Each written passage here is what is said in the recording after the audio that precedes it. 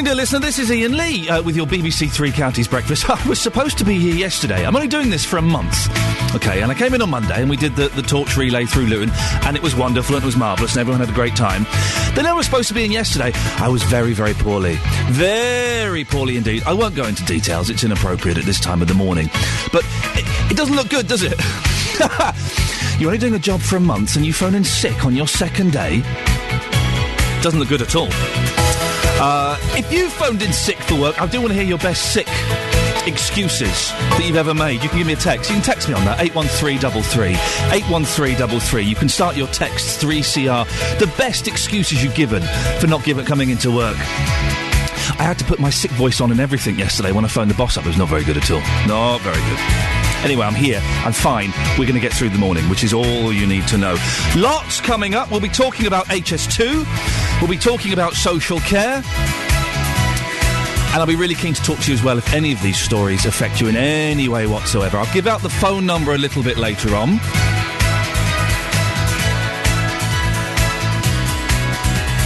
So do stay tuned. We'll have a look at the front pages of the newspapers as well. And go gentle with me, please, Three Counties. It's only my second breakfast show. I'm still feeling fragile. Let's not rush things, shall we? It's Queen!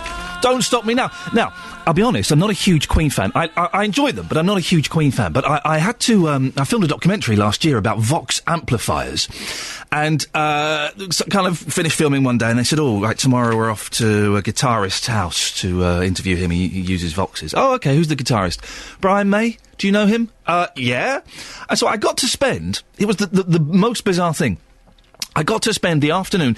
We weren't allowed in his house. Let's be honest. He had standards. I'm assuming that Anita was there, and she didn't want a scruffy film crew there. But I got to spend the afternoon in Brian May's garage, where he's got about 50 the Vox amps, and he kind of sauntered in, and he's like an old professor. He's still got that funny hair, but completely white now, and he was like a bumbling old man. And he was like, where do I stand? What do I talk about? And stuff like this. And he got out his guitar, his famous, the guitar he made out of a fireplace. It's not red in real life. It's a dark brown. And he was kind of playing some bits and pieces, and that was kind of cool. I'm thinking, yeah, this is kind of cool. I said, so Brian, what happens if you flick that switch on your guitar and change the pickup? He went, oh, if I flick this switch, this is the Bohemian Rhapsody sound. And then he started playing the Bohemian Rhapsody guitar solo. I'm stood next to him in his garage, and he's playing Bohemian Rhapsody. Even for someone who's not a huge Queen fan, that was pretty awesome. Good morning, dear listener. This is Iain Lee. I'm here doing breakfast. Is that the phrase? Doing breakfast? I guess so. It's too early in the morning for me to be able to speak cohesively and coherently, so we'll see how we get on. If you want to text me this morning, 81333. Start your text 3CR. I want your best excuses for bunking off of work. Not that I was bunking off yesterday. I was genuinely poorly. Now, 6 months ago, the government gave the go-ahead for the biggest rail project Britain has seen for decades. High Speed 2 will cut right through the Children's. This afternoon, BBC Three Counties will be live in Great Missenden, one of the many places in Buckinghamshire where it's a major controversy. On Drive Time with Roberto Perroni, we'll hear from a mixture of people who'll be affected. My name is Liz Bristow. I live at South Heath, near Great Missenden. If HS2 goes through, our house will be demolished, and they will build a green tunnel underneath it. My name is John Perrin. I live in South Heath. My bungalow will be demolished. I'm going to be... absolutely gutted by it if it's done. It'll be a total disaster for myself anyway. I'm Peter Geddes and I'm a land compensation consultant, and I've done a lot of work for Coles & Co. here in Maidstone. Many of the claimants, or most of the claimants that I've had to deal with have not actually had land taken. I've had one or two cases where they have, but they've been affected by the impact of the trains, the noise, the vibration. We were very heavily involved in HS1, a new scheme, new railway, hasn't been done in the UK before. I'm Norman Coles, proprietor of Coles & Co. We're one of the county's leading compensation surveyors in Kent. HS2, there are some advantages because we have some experience. There are similarities in certain areas between HS1 and HS2. Rural areas, I think, will be easier to assess compensation. I'm Martin Sharp, and I live in Broomfield, which is about a mile from the high-speed rail. We've got used to it to a certain extent. Now it's built. When the wind is prevailing, it causes us no trouble at all. But there are days in the winter when it's from the northeast and the sound is really unacceptable. We farmed here within the family for 117 years. I'm Robert Brown. I farm at Hunts Green Farm, the Lee, near Great Missenden. The main impact HS2 are going to have on us is our livelihood. We've earned a hard living, and I think that this could be the end for us. You can hear more with Roberto this afternoon from 3. And later on this morning on this show, we're going to hear from a businessman and an estate agent about HS2 is affecting them. If it's affecting you in some way, if you live on the immediate path or nearby, could you give me a call? Because I'm kind of keen to know how this affects you, and if it's... I'd be very surprised if anybody could call in with a positive story about how this is affecting you. 08459 455 555. I would imagine that most of you, if not all of you, will be calling in with kind of tales of woe about how this is going to be or is already becoming a nightmare. 08459 455 555. Maybe you kind of got wind of this and you've been trying to sell your house and you've been struggling because who's going to want to buy a house in that area? We'll be talking to an estate agent later on who suspects that as people will be struggling to sell their houses, they'll be renting them. And they'll be moving out of the area and renting their houses out, as that's the only way they're going to find anyone who's going to come and take it. It seems like a nightmare, doesn't it? I mean, there are positives in the great good of the nation. But for you individually, how is this HS2 going to affect you? 08459 455 555 is the telephone number, and you can give me a call on any of the stories that you hear this morning. I really want, while I'm doing breakfast this month, I don't want to hear my voice. I'm bored of my voice. I've been listening to it for nearly 40 years, and to be honest, it's quite tedious. I'm really keen to get your voice and your input on all of these stories. So HS2, how is it going to affect you? Is it going to affect you? 08459 455 555. It's time now, though, to get the latest travel news with Sophie Tyler. Thank you very much, Sophie. And, I'm still finding my way around these buttons, so if there are any clicks or pauses or huge gaps, then bear with me. Now, the headlines this morning on BBC Three Counties Radio. The government is insisting it will press ahead with plans for a mainly elected House of Lords, despite David Cameron suffering his biggest Commons revolt since becoming Prime Minister. 91 Conservative MPs voted against the measure, including 8 from this region. But it easily clears its first parliamentary hurdle, even though some believe it will never become law. Ministers will set out their plans later for the future of social care in England. Under the proposals, elderly people would be offered council loans, allowing them to delay selling their home until after their death. But no conclusion has been reached on how to change the funding of the system. In sport, in a press conference last night, Watford's new chief executive, Scott Duxbury, along with new manager Gianfranco Zola, said it's a case of when they get to the Premier League, not if.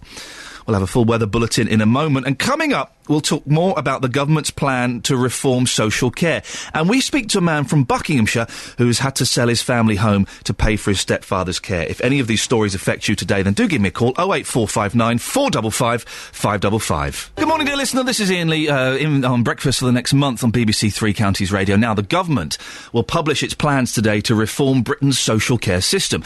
They're expected to cap the amount the elderly and disabled pay for their care, but it's unlikely any changes will come into effect until after the next elections. Michael Daly's from Marlow in Buckinghamshire. He's had to sell the family home to pay for his stepfather's care, and he says the reforms will come too late for them. Good morning, Michael. Good morning. How much do you pay for your stepfather's care? Yes, he's just moving from one home to another, but he'll be paying £850 a week. Can I ask, without going into too much detail, because I don't want to pry too much, but what kind of care does your stepfather need? He has Alzheimer's, so he's going to need a care appropriate to that condition. Mm-hmm. In your case, do you think the current system has created a cycle of dependency? Yes, I do, really, because we were relying on his home, the family home, as a retirement home for ourselves. And, of course, that's probably not going to be the case now, as we've had to sell it to fund his care. So, in a sense, he and my mother worked all their lives to be independent of the care system in that sense, provide for themselves, and so have we. And obviously, we're not now going to have that home. So, in a sense, it's creating another form of dependency, 3 dependents instead of 1. What happens when the money from his savings and from the sale of the home runs out? What happens to him? Yeah. Well, then at that point, social services will discuss it with us as to how to fund his care. They may not agree to fund where he is at present. He may have to go somewhere that they deem cheaper. And so the proposed changes that are being talked about, they're not going to help you, are they? No, not unless they backdate them, please. Because 3.5 to 4 years from now, his funds will be depleted. Hey, Michael, listen, I will throw my hat into the ring. My mother is in social care. She's only 62. Right. And it costs us £1,300 a week where she is. And it's incredible. We've had to do the thing. We've sold the house. I'm watching her bank account, and I'm watching the money just fly out of there. And it's frustrating because I'm sure you've looked into it. There's nothing you can do. There's no way of squirreling away the money because they can ask for it back. Yeah. The council can come and check your bank accounts and say, well, hang on, there seems to be a few pounds missing. We'd like that back, please, even if it's for a legitimate thing. And although the inheritance isn't so important for me, for my mother, it's heartbreaking that she can't give anything to her grandkids. Yes, that's right. And it's a real loss of power. And I think the cut-off point is something like 23,500. When your savings reach that, then hopefully the council will step in and will make some contribution. What help would you like to see towards social care? Well, I mean, they are talking about a cap, so that would be a good idea, I guess. Backdating, I think they could consider legislating to put a cap on what care homes can actually charge, because at the moment it's a free market. They can charge whatever they like, really. So I think that would be something that they could look at. They can charge what they like. Here's something. I had a little spat with my mum's care home in Buckinghamshire. I won't mention it. But I got a letter saying that her weekly rent was going up. And I spoke to some of the residents. And some of the residents who are entirely council-funded, the council had refused an increase, so their rent wasn't going up. That's right. So basically, my mum, being private, was subsidising the council residents, and so I kicked off a little stink and got the care home to say, OK, well, we won't increase your mother's rent until we've reached an agreement with the council. But they can charge what they want, and the prices are incredible. And because it's not classed as medical care, this is the frustrating thing. If it was medical care, it would all be covered, pretty much all be covered. But because it's social care, you have to pay for it. That's right. Michael, listen, I should be watching this story keenly, and I suspect that we're not going to get anything backdated. And, I wish the best to you and your family, and I hope things, go as smoothly as they can. Yes, I mean, we could be forgiven for thinking this might... Some might say this is electioneering. It's easy promises of compassion, but no firm timescale or figures. Michael, how dare you suggest such a thing? That they're talking about it, but won't bring it in until after the next election. Well, some people might think that was the case. Wouldn't they just? Michael, listen, I wish you and your family the very, very best. 08459 455 555 is the telephone number. If this is affecting you, and I know this affects hundreds, thousands of people in Beds, Herts and Bucks. I say, my mum's in a care home in Buckinghamshire. It's a fantastic place. They do incredible stuff. I'm not knocking them at all. I am knocking the fact that she has to pay less, just under £1,300 a week. That's a week. She sold her house, she saved up, and she's getting the same treatment as someone who had spent all her money.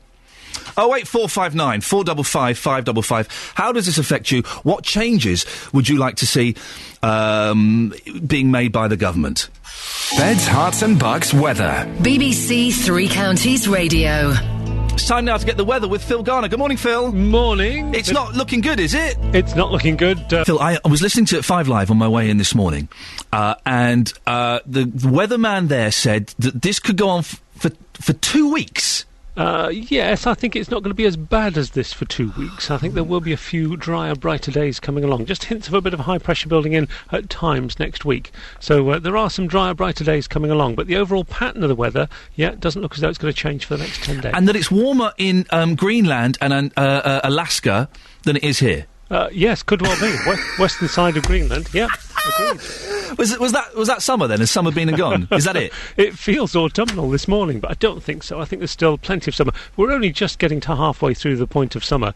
Summer is June, July and August, so we're only just getting through to the halfway point. So still plenty of summer still to come. Cross your fingers. Hopefully plenty of sunshine still to come. I like that. Phil is a man of science.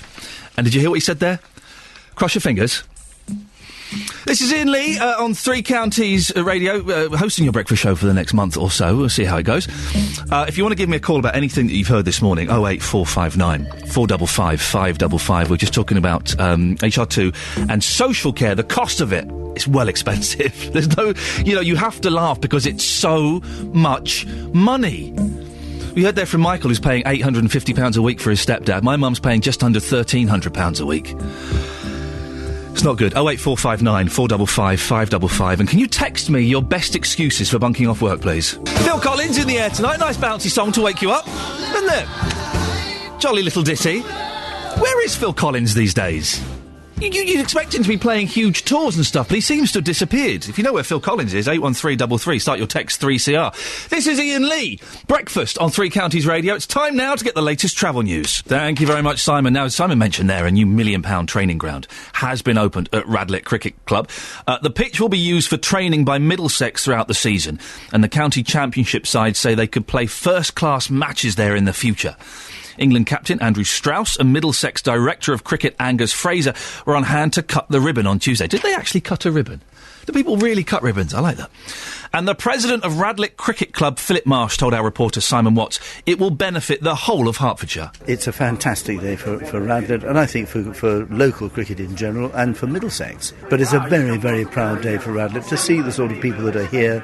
We've got Andrew Strauss, we've got the county president, we've got all sorts of cricket dignitaries. We've got Donald Carr, his son John Carr. It's a fantastic day for us. Going forward, looking to the future, what will this mean to Radlett as a cricket club? How will this help you develop? Oh, I think this is because it's such a fantastic facility, I see huge development with our youngsters. The youngsters are the future of the club. We need the youngsters to play cricket here as juniors and to come through and then play in our senior sides. Perhaps like Gareth Berg, who was one of our first 11 players who's moved on and is a leading light with Middlesex. And we want that sort of person to be a leading light to help sell Radlett to our youngsters. And it's so important that the youngsters understand. And with the facility we've now got, they can be proud to come down here. The parents can come down here without worrying about what's going to happen to the building. Or is it going to fall down around their ears? And the parents can bring their children down here with pride and say, we are members of Radlett Cricket Club. And I think that's a great thing for cricket. And it's a great way of attracting good, young, promising local players here as well, to be able to say we share these facilities with a top county side. Absolutely right. And the fact that they will be able to come down here and see the England captain practising, that doesn't happen everywhere. I can't describe what a fantastic facility it is and how much it means to us, because it is quite extraordinary. The county president has said to me this morning, there's nowhere like this in the county. That's going to bring the youngsters. They're bound to come. They're bound to come down and have a look. We've got Mike Atherton, who's a member, whose son plays for us. The youngsters have come down and say, I played with Mike Atherton's son the other day. I hope he doesn't mind my mentioning his name. It's certainly not name dropping. It's something of which I think we should justifiably be proud. And would your dream be in the future to see potentially some 2020 or Pro 40 one-day action here? I would love to see it. I really would. I'd love to see it. Whether we will, I believe we will. We had the Australians here in 1993. There's no reason why we shouldn't see a T20 game or Pro 40. I certainly would love to see it, and it would be great for the area, great for cricket. This is fantastic news. £1 million training ground opened at Radlick Cricket Club, and it's wonderful, and it sounds like it's going to be very exciting for everybody involved with that and the community. So congratulations there. Can I be honest for a second? I don't get cricket. I've really tried. It's not one of these things where, cricket is boring. I've tried, because I've got a friend, another guy called Iain, actually, who is obsessed with cricket, and he keeps saying, man, you've just got to enjoy it. Throw yourself into it and you'll enjoy it. And I just don't get it. Any game that lasts more than a day, that's not good, is it? And a game where the decision can be made based on bad weather, that's not brilliant, is it? And I've tried. If you can sell cricket to me, 08459 455 555, because this is fantastic news, and I would love to be so enthused that I would go and enjoy these fantastic facilities at Radlick Cricket Club. And again, I'm not knocking them. It's a marvellous achievement, and it is going to be superb for the local area. So congratulations, and that can only grow and get bigger and bigger. But I don't get cricket. I think it's partly because I was no good at it at school. And so I would get sent out way, way deep into the what was it, silly third man or something. And you try catching a cricket ball, they're well hard. You're going to break your fingers. 08459 455 555. If you can sell cricket to me, I would love you to have a go. This is Iain Lee, BBC Three Counties Breakfast, here till 9 o'clock. And it's Jonathan Vernon-Smith. I like him. He's good. Good morning. This is Iain Lee, BBC Three Counties Radio. I'm still getting used to these mornings. I did a job about 9 years ago where I had to get up at 3:30 in the morning. And I could do it then because I was 31. I was a youngish man. Now I'm pushing 40. It's hard work. And it was flipping cold this morning getting up. And also, my little boy, who's 2.5... he's struggling to sleep in his own bed, and I kind of had a deal with my wife that while I'm doing these early, she'll get up and she'll look after him. And he was screaming because he didn't want mama, he wanted dada, and I could hear him. And it was kind of 1 o'clock in the morning, and I was like, I'll take him. I'll take the boy into the bed. And so I had him in bed with me, and then he woke up at about 2:30, screaming again, and I managed to calm him down. I was going, what's wrong? I've had a nightmare. What happened? There was a bag on me. I said, OK, where was the bag on you? It was on my foot. So I was woken up 2 hours before I had to get up because my 2.5-year-old son had a nightmare about a bag being on his foot. Thanks very much for that. This is Iain Lee on BBC Three Counties Breakfast, and we're getting you there. I am desperately looking for a phone call from anyone who can try and sell cricket to me. Because I would love to get it. Sport I struggle with. I'm looking forward to the Olympics now. I wasn't to start with. I'm really excited now, and I'm kind of working out when I can go to the Paralympics, because the tickets for that are so cheap. They're like £10, and kids go free. And I was going to book some last week, but we might be away on holiday for a bit, so I'm kind of looking at maybe one of the boating events. Where is it? In Eton, round about Eton, because I can take my mum and it'll be a fun thing. And the ticket's like £10, which is superb. But sport I kind of don't get, and I would love someone to call up this morning and sell cricket to me. 08459 455 555. I've been accused of being a grumpy old man, and I want to, as I get older, I want to lose my grumpiness. I want to start embracing and loving things. And let's start with cricket, shall we? Can you sell it to me? Really? What's so good about it? Why do you enjoy it? Maybe we'll find out after the travel. Beds, Herts and Bucks News. BBC Three Counties Radio.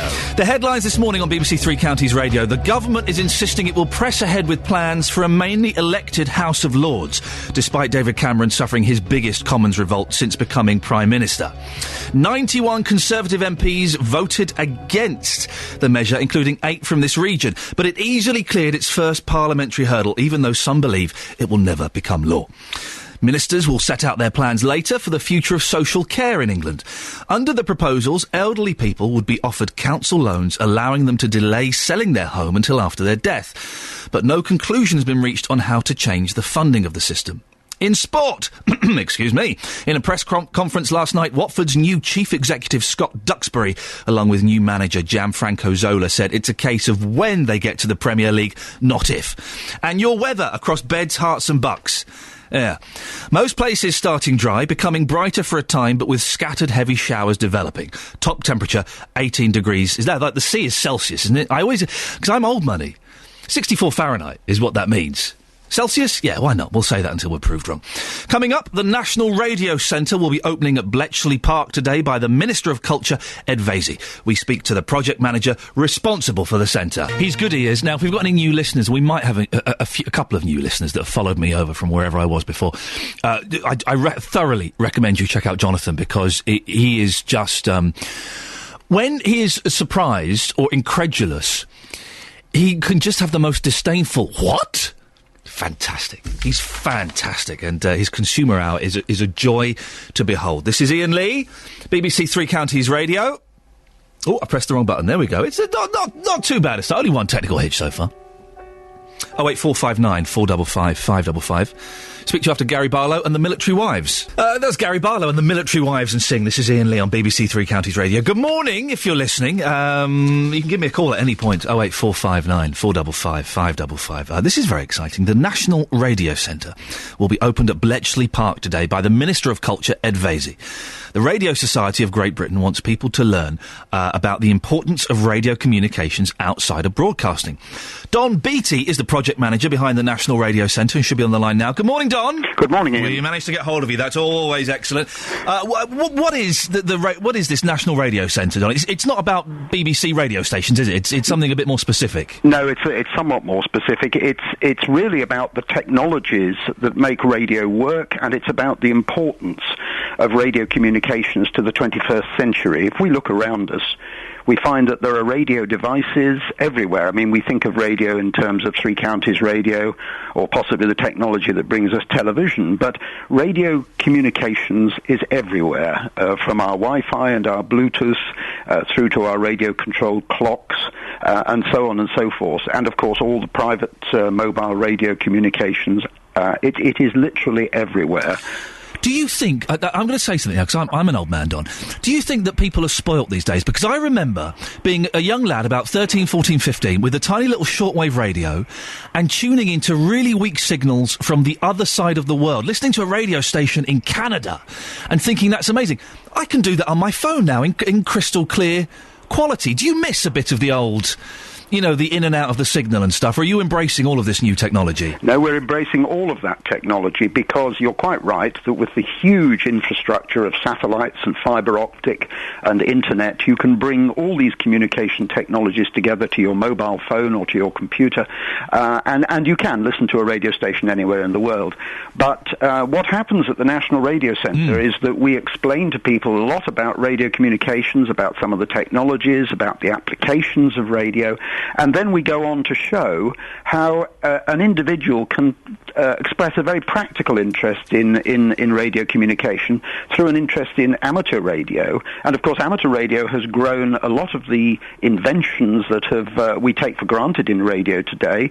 But also taking an interest in amateur radio can actually develop your skills in that area and can lead to a very satisfying career in the high technology industry. Don, when you say amateur radio, do you mean kind of the Tony Hancock, the Radio Ham type affair?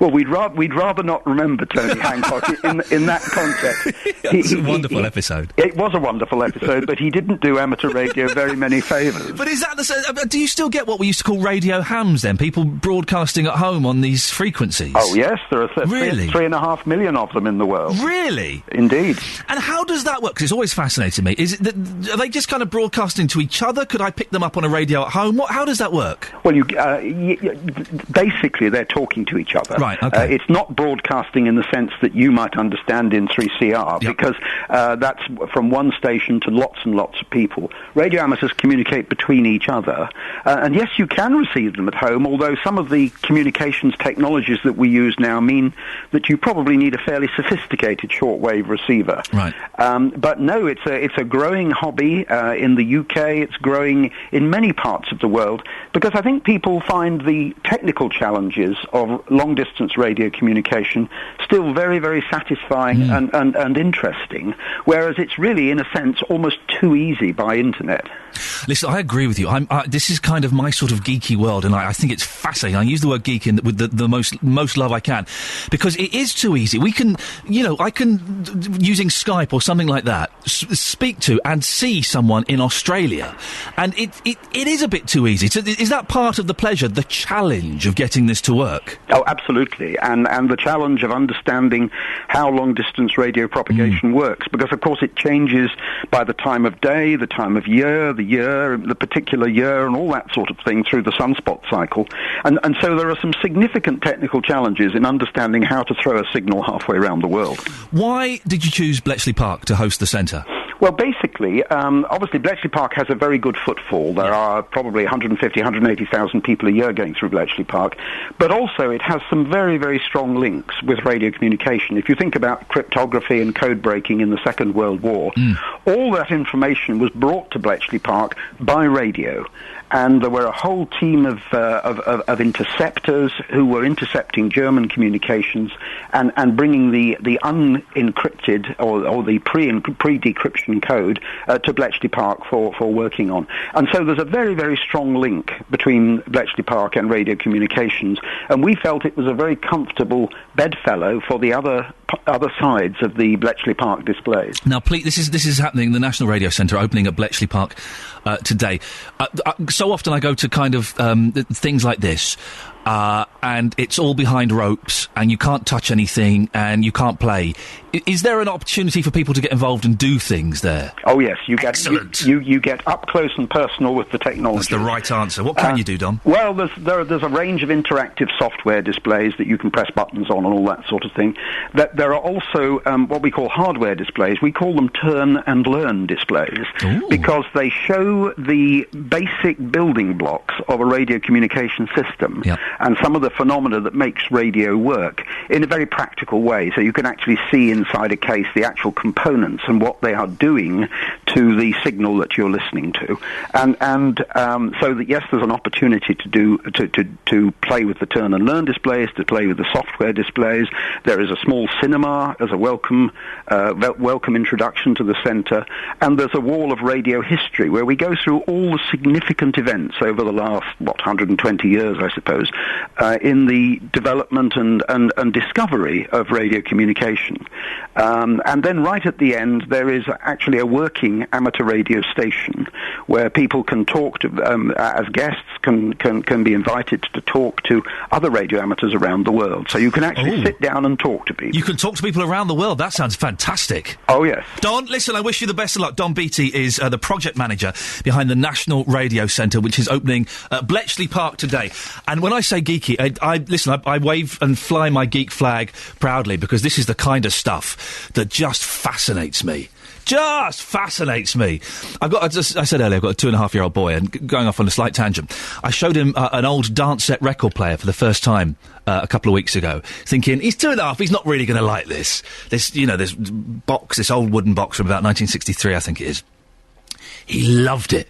He loved it. He now knows how to stack records on the top, where you put like 3 or 4 singles on at the same time, put the arm across, flick the switch, and let them play themselves. And he absolutely loves it. 08459 455 555. This is Iain Lee on BBC Three Counties Breakfast. Let's get your latest travel news now. This is BBC Three Counties Radio. This is Iain Lee with you until 9 o'clock, when Jonathan Vernon Smith takes over. Plenty more coming up. Would love your input. Can anyone sell cricket to me? 08459 455 555. But first, it's the latest news. Thank you, Simon. Good morning, dear listener. This is Iain Lee, hosting your breakfast show for the next month on BBC Three Counties Radio. One of the important things about when I'm doing this show is I can't sustain a whole 3 hours on my own. So it's really important that you get involved, and completely after your phone calls and your texts this morning. So if you hear something that you've got an opinion on, you want to have your little say, then this is the show that you can do it on. Jot down this phone number, please. You have a pen? Good. 08459 455 555. 08459 455 555. You can text as well. 81333. Start your text 3CR. If there's anything that we talk about, and we've got some stuff coming up that I know you're going to want to talk about, then do give us a call. It'd be nice to get your opinion and kind of just pick up on the vibe that's going on and what your reaction is to some of these stories. Now, here's something. The new chief executive of Watford Football Club says it's only a matter of time before they're back in the Premier League. Scott Duxbury was speaking at a press conference last night along with the Hornets' new boss, Gianfranco Zola. It was their first appearance in public since the takeover by the Italian Pozzo family. Zola told our reporter, John Marks, why he's come to Vicarage Road. I mean, the fact that people like Gianluca Nani and Scott Duxbury were involved has played a big part, because obviously there are people that I worked with them before, and I enjoyed working with them. And also on top of that, the Pozzo family who's bought the club, and it's a big guarantee, it's to have their knowledge, their experience and their financial support is very important. Are they people that you've known from your past? Well, I came across with them always playing against them, the Udinese team, but they have a big reputation. They done things very, very well and in football in Italy, and so therefore they have a lot of respect. What do you know about Watford? What do you know about this club that you've joined? I know it's a good club, a good community, and they are very passionate about football. And I must say, last year they played a very good season. So there are all the conditions here to do something good. Obviously, you're not the first Italian to manage Watford. Have you spoken to Gianluca Vialli at all? Get his advice of his time here? No, we didn't have the opportunity to speak about that, but it may happen. What sort of targets have you been set? What were your objectives that have been set out? Well, for this year is a transition year, obviously, because we are settling down and we just came at the last minute, so there's a lot to do. But we are ambitious, obviously. After we assess the situation and we settle down, then we're going to be more clear what the objectives will be this year and the next year. It's very much a long-term project, though, and you've bought into that. It is. It's totally. You're totally right. It's a project that is not for the short term, and I believe that also the statement that Pozzo family released clarified that we are here to do a job that obviously is a long project. You're taking over a club that's in the Championship. It's division perhaps that you haven't played in England. What do you know of the Championship? It's fast and furious at times, and the games come thick and fast as well. It is. It's a championship that you have to respect it, and you have to play. It's it's hard. There will be games, difficult games. But it's football, They said the same thing to me when I went to play Serie B. And yes, it's tough, it's difficult, but we'll become stronger than that. Have you had time to do much homework on the current squad, on the squad that you've inherited? What do you know about them? No, well, obviously, I know the players, and I saw them playing, and I know generally their qualities. But obviously, is when you work with them every day that makes a big difference. And you have a very sort of set style of play that you want to impress on them. So will it be players that fit your system that you want to keep and want to bring in?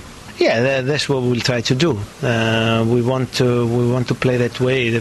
As I said, the club employed me because and they want to play that way. So we will try. We will try. Don't compromise it. It's the way I believe football should be played, and the way I think I know better, and so no compromises. As with any new manager, obviously speculation is rife with regards to targets with players coming in. Have you got your eyes on players already? We have some ideas, but as I said, it's too early. It's good that we see what we got around, and we try to improve the situation as much as we can. My friend Barry from Watford is over the moon that Gianfranco Zola is taking charge of the team, and he was tweeting away like a good un yesterday. I think he may have been a little bit tipsy. Good news? It's got to be, hasn't it? 08459 455 555 is the telephone number if if you want to talk about that now. Here's a story. Here's a story. A farmer in Bedfordshire has proved that pigs really do fly. Hang on. Oh, that reminds me of something. I'm going to tell you about that in a second. 5 animals from Solitaire Farm in Gamlingay have been flown out to the Falkland Islands. It's to rejuvenate the bloodlines of pigs being bred there. Farmer Nick Keddy joins me now. Good morning, Nick. Good morning. How did this come about, Nick? Did get a phone call from the Falklands saying we need some pigs? How does this work? Yeah, pretty much. There was an email sent to the British Pig Association, of which we're a member of, and then they sent an email out from there. Yeah. Looking for anyone who'd be willing to send some pigs there, and we replied. So what did they say? I don't know much about the world of pig farming, Nick, so please excuse my ignorance and walk me through this as though I were an idiot. What's wrong with the pigs on the island? Have they been interbreeding too much so they're kind of weak genetically?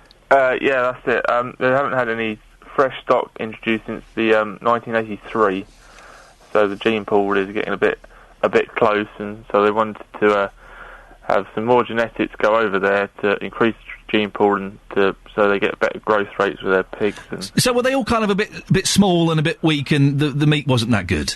Yeah, pretty much. Yeah, so these are to improve their meat and so they're self-sufficient on the islands.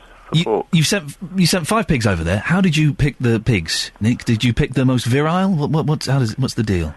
Yeah, well, we select them on the growth rate and then the conformation, so they're good and long. We count their teats, their underlines, because for the females, if they have 10 piglets, they need to be able to feed all those piglets. Yeah. And legs and they all had legs, did they? Yeah, excellent. I don't know much, but I know that's a bonus. And you say good and long. Is that how you judge a pig? If it's good and long? Well, you want it long because the longer it is, the more pork chops you get. Boom. There you go, Nick. And have you flown pigs out to other countries before? Is this normal behaviour for you?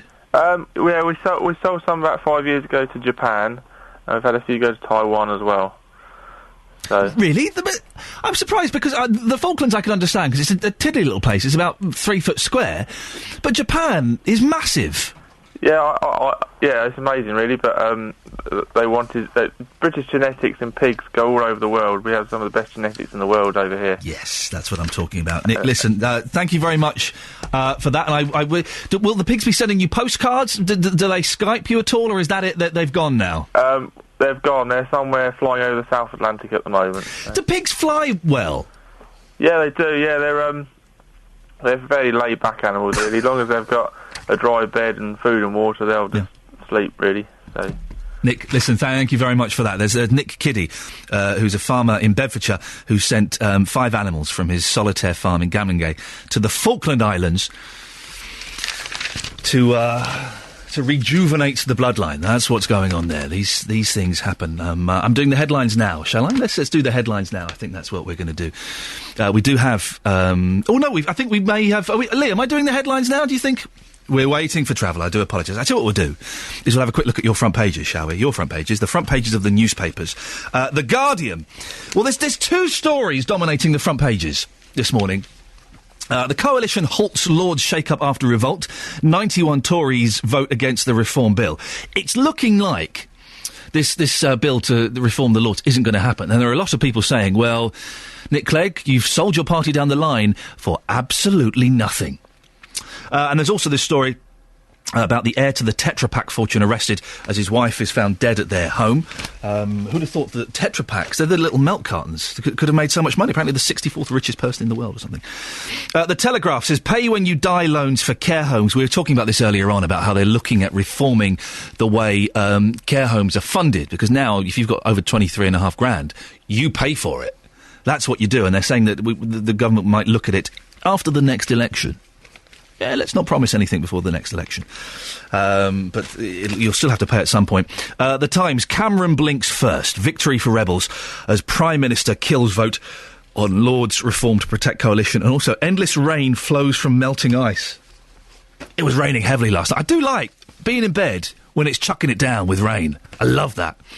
Secret plot to rob pensioners, says the Daily Express. Join our crusade to save free bus passes, prescriptions and the winter fuel allowance. The Daily Mail. Care fees paid after you die.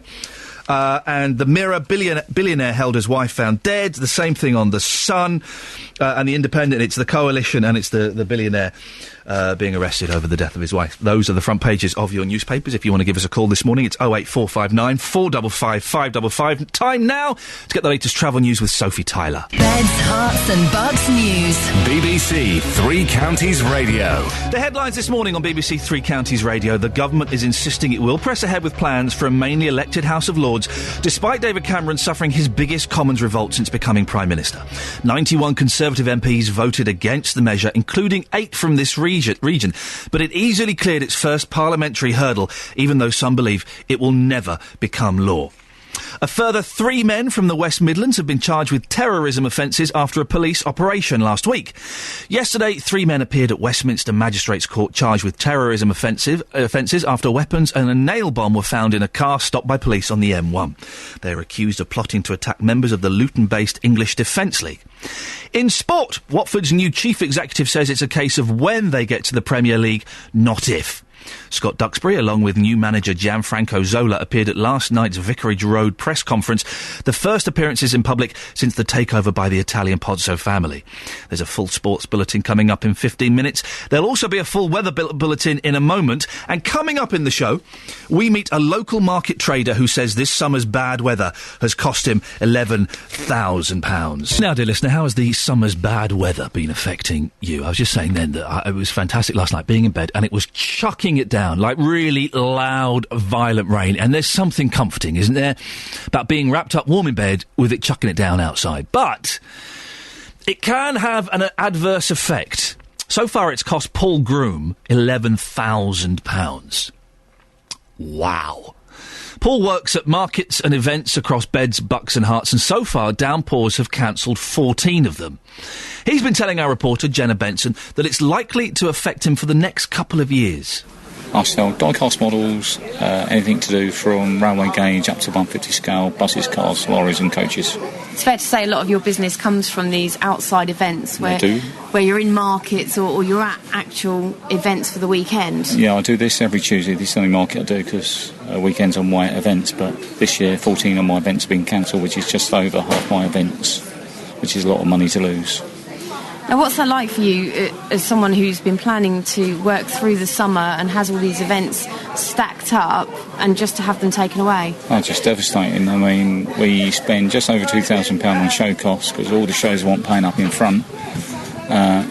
Given their due, they either offer you money back or put it to next year's. But when you spent money on stock all year through the winter and then the shows are cancelled, it just hits you, especially when it's full-time living.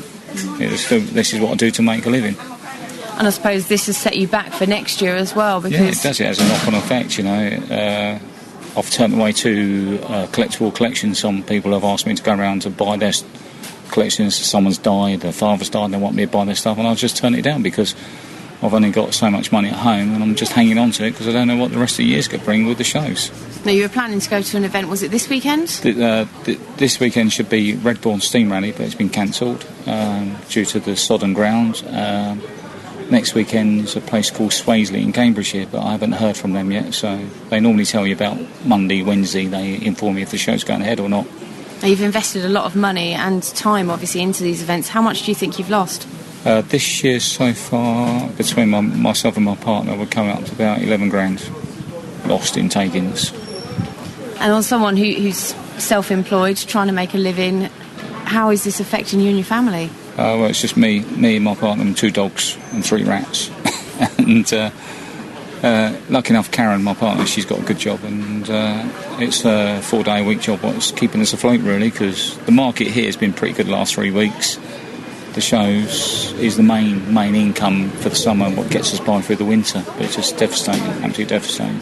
If the weather doesn't pick up, what are you going to do? Look for a full-time job, I suppose. I don't want to go back to being employed. I prefer self-employed. But when the winter comes on, I do this market and then I go back to Dunstable Market in my hometown. So I do 2 markets a week and that keeps me going as well. It's Paul Groom there, who claims to have lost about £11,000 in business because of the bad weather. How has the bad weather affected you? It can be a huge thing like losing 11 grand, or it can be a tiny, tiny little thing. We've just had our house decorated. All very nice. And then suddenly we got a leak because the guttering has gone all wonky. I think I can... Yes, I nearly said a word I couldn't say on the radio then. I do apologise. And so one wall, it's completely stained because the water's coming through. How has the bad weather affected you? 08459 455 555. Maybe it's had a positive effect. We'll be really keen to get your stories on this. 08459 455 555. Time now to get the latest weather. Thank you very much for that. That's the latest weather news, and we are looking for your stories to find out. How's the weather affected you? Because it's been chucking it down, and it's been blooming awful. 08459 455 555 is the telephone number if you would like to give us a call and give me your stories on this, because it's, I'm kind of quite enjoying it, but then again, I've not lost £11,000. I've got a little bit of damp on my wall. That's it. 08459 455 555. Now, the Met Office is it's a weather theme this morning. The Met Office is warning that wet weather could continue this summer, even during the Olympics. So with all this rain on the way, is there any way science can keep the games dry? Seeding is something that's been tried in the past by both the Soviet and Chinese government. The Chinese tried it in the lead up to Beijing, but does it actually work? Jim Dale is a senior risk meteorologist at British Weather Services in Buckinghamshire. Good morning, Jim. Good morning to you. Now, I read about this a couple of weeks ago, about the Chinese and the Russians doing this seeding thing. Can you just explain what seeding is? Yeah, it's actually trying to make it rain. It's not trying to stop the rain. Right, okay. It's actually trying to make it rain. What they're doing is they're seeding the cloud with nuclei. Dry ice is the one that's used nowadays, and silver iodide. And what they're trying to do is coalesce. And what that will mean is that it rains downwind. So instead of it raining over, say, for example, a stadium, it'll rain some miles away, and by the time that particular cloud gets to the stadium, it's empty. It's already happened. And what happened during the Olympics last time around in Beijing, apparently they fired rockets into potential rain-bearing clouds some distance away, got the rain to fall over there, so it didn't fall over the stadium. That was the theory. That was the claim. It's pretty subjective, though, isn't it? Well, does it... This is the thing, Jim. Does it actually work? It sounds like nonsense to me. Well, it's a bit of a theory, isn't it? And actually governments have been doing it in one form or another and putting different types of chemicals into the cloud for decades now, literally decades. Does it work? Probably modestly so. I think the origins of all of this wasn't to protect, but it was to make it rain onto dry land. In other words, where farmland had, for example, agricultural land had gone dry, they wanted it to rain, so they were trying to seed it in that way, to artificial rain. So that was the sort of roots of it. It's now being changed to prevent the rain, or at least rain somewhere else rather than where you want it to rain. Is it messing around with nature, I ask myself? Well, it literally is messing... But putting a load of chemicals into clouds, that can't be a good thing. Well, chemicals are in clouds all the time, and we've put traffic particulates into the sky, the atmosphere, etc. So we do help with that. That's chemicals by a sort of, a different way. So there is also an argument that some governments have put strange things into the clouds, and people have complained of feeling ill. Or, I went on an interview some time ago for a foreign station on exactly this subject. So there is a lot of question mark and mask and stuff about it. But I'm going to say this, because this is the sort of bottom line. And this is, it's the London Olympics, it's the British Olympics.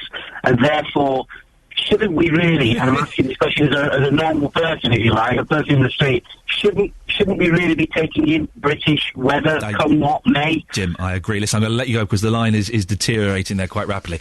But I agree. It's the London 2012 Olympics. It's Britain. Britain is a wet country. Huh? So let's just enjoy and celebrate the fact. It won't be the same if the whole audience isn't holding up their umbrellas. That's what it's all about, isn't it? This is one of the great things that we have to celebrate. Sunshine in Britain during the Olympics? No. Are you going to any Olympics events? If the rain is as bad as it's been, is it going to put you off? Are you going to think possibly about maybe not going? 08459 455 555 is the telephone number if you want to give me a call about this. How has the weather affected you, and how is it going to affect you? Is it ruining your summer? Let's go to... We've got Bob on the line. Bob, you want to talk about the social care story we mentioned earlier? Yes, that's right. I'm very, very concerned about what appears to be the closure of Biggleswade Hospital because from having a family member who suffered a stroke, it's the only rehab centre for stroke patients in the whole of our part of Bedfordshire. And it's so desperately needed. We really can't let it close. You know, the public have got to realise that a lot of us are going to suffer from strokes in our older age. And we need that hospital open. There's no way the public in our area can let it close. Well, this has been talked about for ages and ages, hasn't it? And have they made a decision yet? I don't know, but all I can say is that it seems that they're running it down. So it's like death by 1,000 cuts, you know. Yeah. So very, very concerned. And so, sorry, who was it in your family that had the stroke? My father-in-law. Your father-in-law. Is he still with us, or has he passed away? Unfortunately, he passed away because he couldn't get to the rehab centre in time. Right. Well, I'm sorry to hear that, Bob. But and if that centre had been closed down and didn't exist at all, I imagine it would have been impossible to take him anywhere else because the travelling, transportation, taking time off work, it all is hard work, isn't it? Well, that's right, and the specialist therapists were all there. Yeah. They're all there. You know, we can't let it go. Bob, listen, thank you very much. Not quite what we were talking about. It's a story that has been featured on BBC Three Counties a lot and will be featured a lot more, Bob, so do keep listening. And as soon as there are any updates, I know this has been discussed for a long, long time. As soon as there are any more updates, then we will, of course, be one of the first places to tell you that. Not quite what we were talking about, but thank you very much for your call. If you want to give me a call, 08459 455 555, with apologies to all of you who love and enjoy the travel jingle, because my finger slipped on a button a few minutes ago. I'm afraid we're going to have to go to Sophie Tyler completely dry. Sophie, I do apologise. Let's have the latest travel, please. Sophie, your patience is very generous and is very welcome. And the next time you do a travel report, man, you're going to get the best jingle in the world. Time now to get the latest news. Thank you very much. This is why I love doing this kind of radio. We're talking about bad weather, excuse me, and how the bad weather has affected you. And Vic has texted in on 81333, starting his text 3CR. Bad weather has stopped me from gardening. I have weeds 2 feet tall and can't get the lawns cut. Beans are doing well, though. Fantastic. While I'm doing this show over the next few weeks, it's really important that you take part. Otherwise, it's just me rambling on and it won't be that exciting. So if there's anything that any point you want to join in, you can text 81333, starting your text 3CR. You can email as well, 3cr@bbc.co.uk. I'd rather you called, to be honest. I come from a kind of background of doing phone-in shows, and it's easier for me, and I think it's better for you as well, if you call in. 08459 455 555 is the telephone number. If you want to give me a call, any of these stories that kind of affect you or click with you, or you've just got something to say, go and have a chat. Or if you want a good old Barney as well. I'll be honest, I'm a little bit grumpy in the morning, so I'm always up for an argument. If I say something you find ridiculous, you can give me a call and challenge me. 08459 455 555. Now, you'll probably have something to say on this. It's 6 months since the government formally backed the High Speed 2 rail line through Buckinghamshire. Today, BBC Three Counties is investigating what's changed since January and how local people are being affected. Charles England runs a broking company from his home at South Heath near Great Missenden. He's looking to move away, but told our reporter Jessica Cooper it'll cost thousands of pounds to rebrand his business. I'm as disappointed as everybody else, I think. I'm not so concerned about the effects that the rail link will have after it's been constructed, but we all hear the length of time. I mean, it seems to vary, but I gather it's probably 8 years, of which our stretch is probably going to be takes a couple of years. And the upheaval of 2 years is going to be very difficult to manage. And for you running your business from home, what impact will that have then? I think from a business perspective, running a small broking company from my house, I don't have a lot of clients coming and going, which is fine. Although from time to time they do.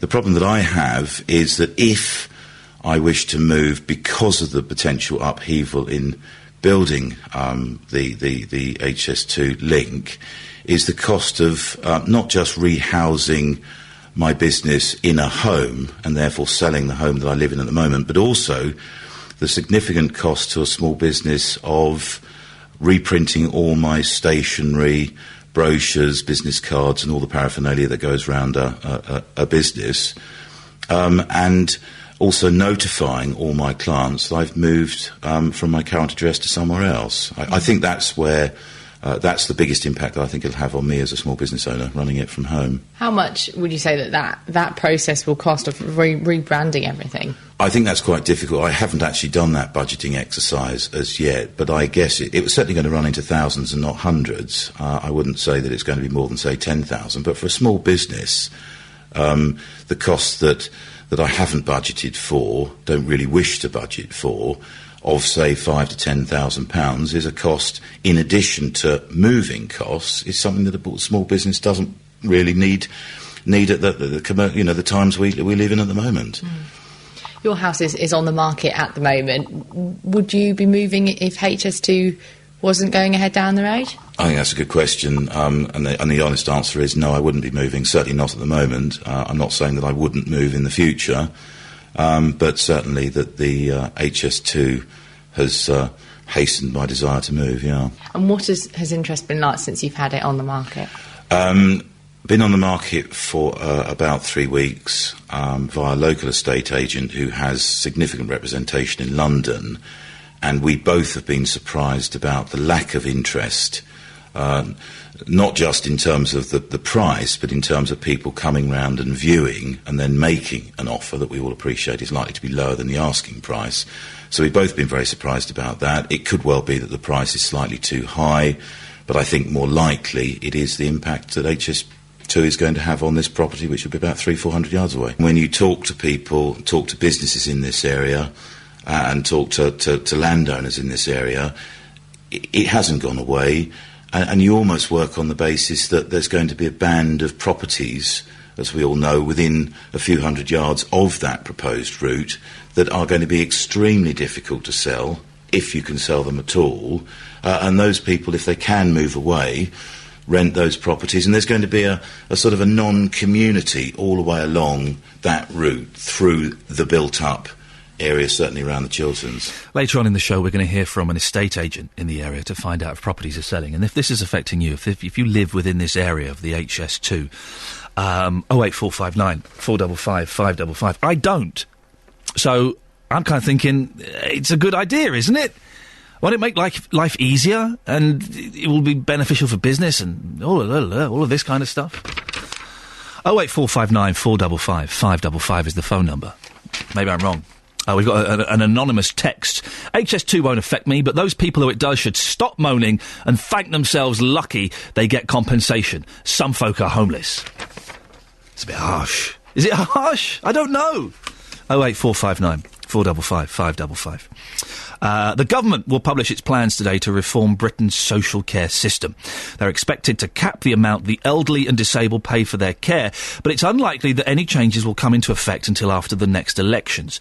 Mario Ambrosi is from a charity called Anchor, which provides housing and care to older people. Good morning, Mario. Good morning. Does there need to be a limit on how much people pay for their social care? There does, yes. A commission set up by the government agrees. Sadly, we're now a year on from that commission making its report, and the government is only now agreeing in principle with that. And as you say, we're possibly 2 years on, 2 years off before we get some clarity around how that's going to be funded and how that's actually going to happen. So I don't think there's any question about whether there should be a cap. Even the government recognised that. The real concern is just when it's actually going to happen. We were speaking to a chap earlier on whose stepfather is in social care, and my mum is in social care, and she sold her home, and I am in charge of her bank account. What good it does, because I'm just watching. She pays £1,300 a week. It does seem an excessive amount of money, but then some people might say, and I've had this argument with people saying, well, if she can afford that £1,300 a week or £900 or whatever it is for someone else, then she should pay it. What's the argument against that? I think the argument is what people have been led to expect. The social care, the definition of social care is is a strange one, really. It's basically defined as care that isn't funded by the NHS. So often, for example, if somebody has Alzheimer's, you'll find that they're being cared for in a care home and potentially having to pay for themselves. Issues like cancer or things like that will be covered through the NHS. So the very definition of social care is a horrendously complicated area. It's a slippery one, isn't it? Some clarity for people. Mum's got MS, and we assumed that it would be medical care, but it's not, because all they're doing, it's incredible what they are doing, but they're dressing her and they're cleaning her and they're washing her and stuff, but there is no medical connotation apart from giving her a medication, so that's why it's a heck of a lot of money. Does this sound like the government kind of showing off a little bit and pounding their chest, because they're not going to do anything, are they, until after the next election?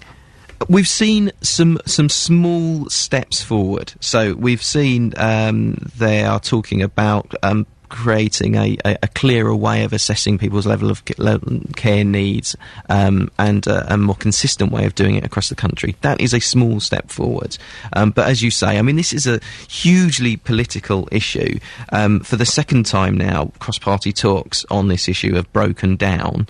And it's, I mean, it's an issue that politicians are, almost don't want to touch, and that's hugely concerning when we've got, demographic change is one of the biggest issues that's facing this country. We're all living longer. That should be good news, but the way the government is failing to respond to that means that it's just causing a huge amount of worry and anxiety for older people. Mario, listen, thank you very much for that. It's Mario Ambrosi, who's from a charity called Anchor, which provides housing and care to older people. Is this affecting you? Have you got elderly parents who are possibly going to have to sell their properties to pay for this? You're losing out on your inheritance.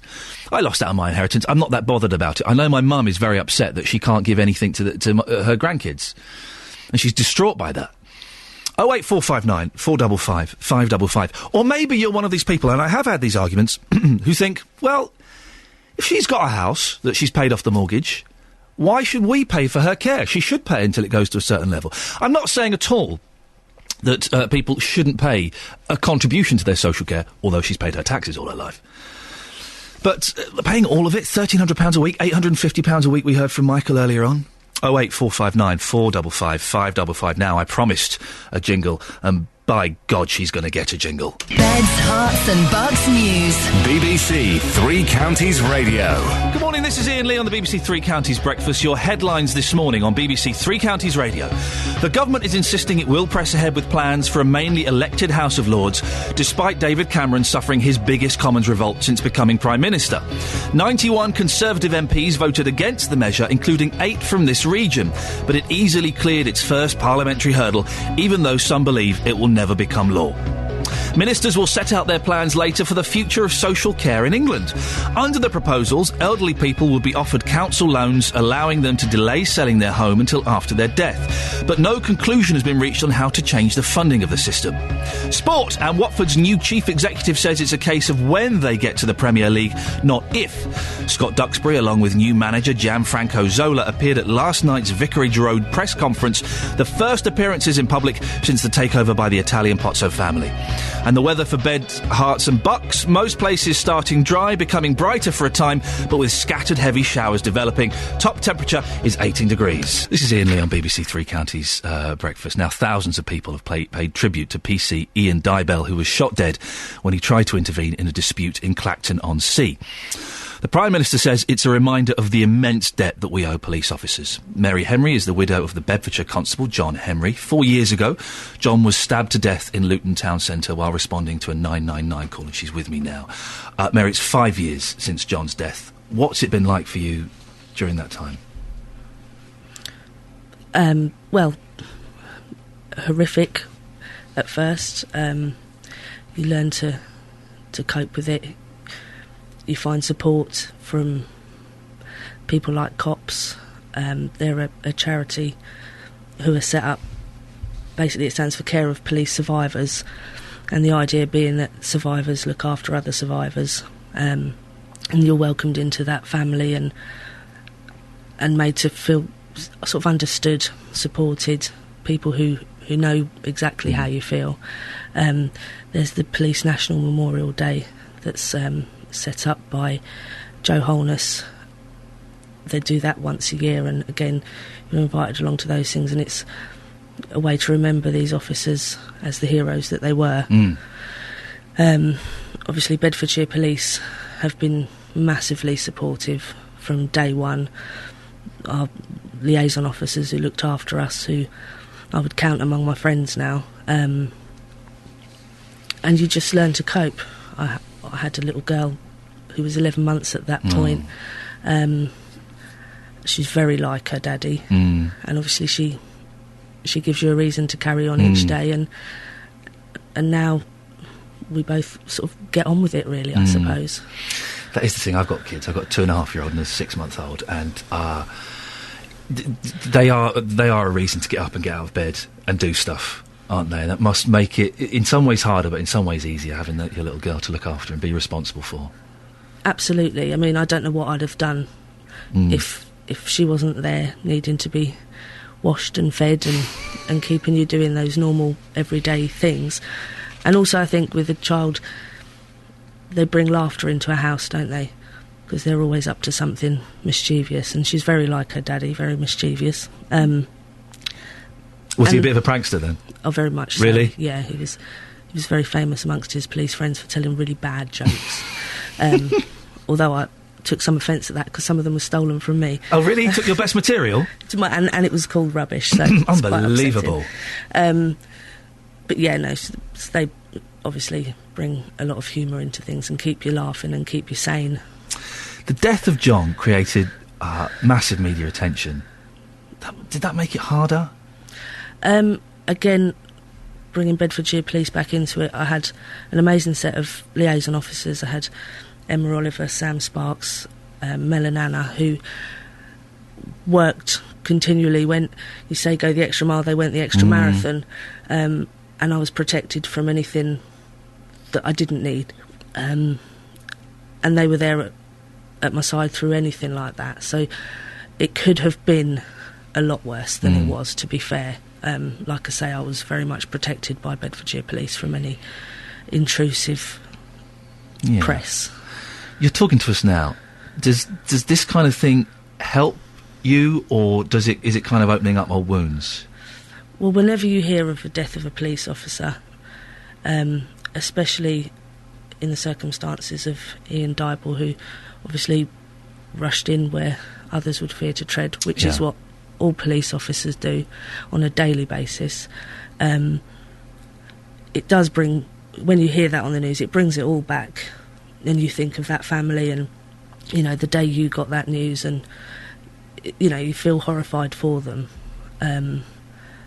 The only thing is, 5 years on, hopefully you show that there's light at the end of the tunnel, and there are people there to support you, like I say, cops, Christine Fulton, and now Sue Lloyd-Brace, who's in charge of cops. I mean, the amount of support. And they'll be approaching the family of Iain as well, will they? Of course they they'll will, go straight there. And their force will put them in touch. And, you know, it's a big thing. You sort of think, well, who are these people?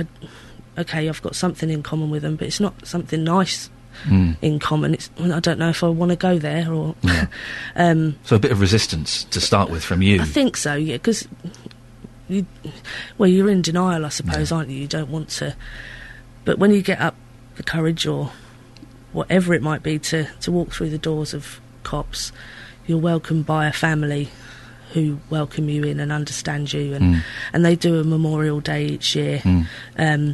It's a different Memorial Day to the National Police Memorial Day, but both of them, it's not like they're not in competition, they support each other, it's all the same people there together, and they do a lot of fundraising together as well. But I guess you walk in there the first time and it feels horrific, and you think, are we going to be sitting around just talking about this terrible thing that's happened to us, and you're doing nothing but talking about that. So it's not like that. You have fun, you actually laugh there and don't feel guilty for laughing, and they become like an extended family to you.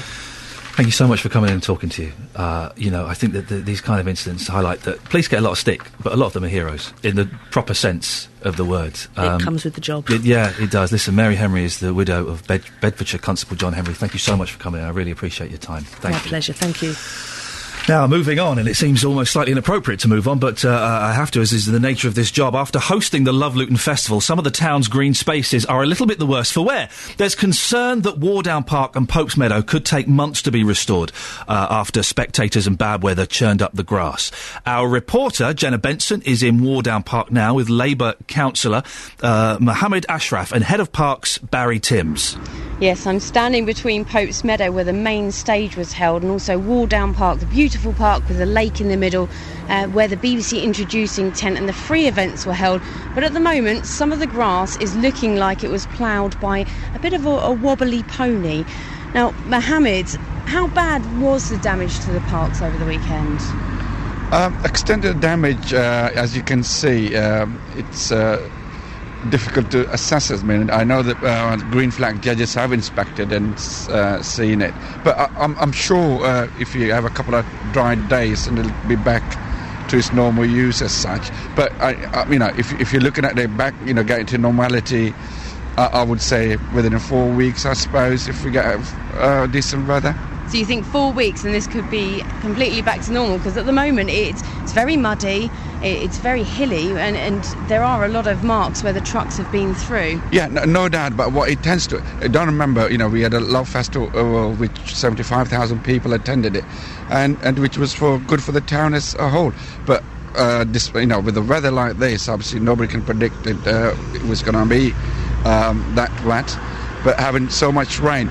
I'm looking at, when I say 1 month, you're looking at sort of germinating the seeds, and no doubt the park will be open to the public as soon as the equipment's off the park.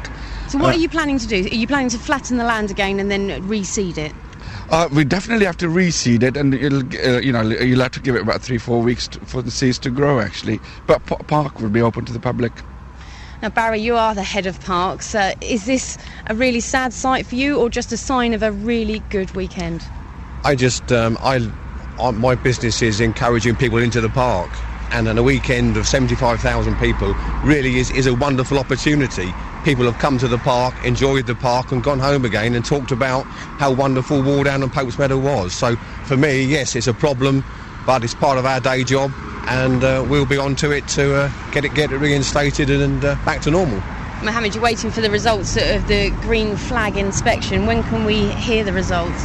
I don't know, to be honest. It's up to judges to come back to us, but we'll see what they'll have to say. But I presume it's probably a couple of weeks, or a couple of 10 days, something like that. Soon, hopefully. Yeah, soon, I hope. Well, the sun is shining across Wardown Park and Pope's Meadow at the moment. Yes, it does look a bit muddy, but hopefully, as Mohammed and Barry say, it could be back to normal within just 4 weeks. Jenna, you're there looking at it. What do you reckon, 4 weeks?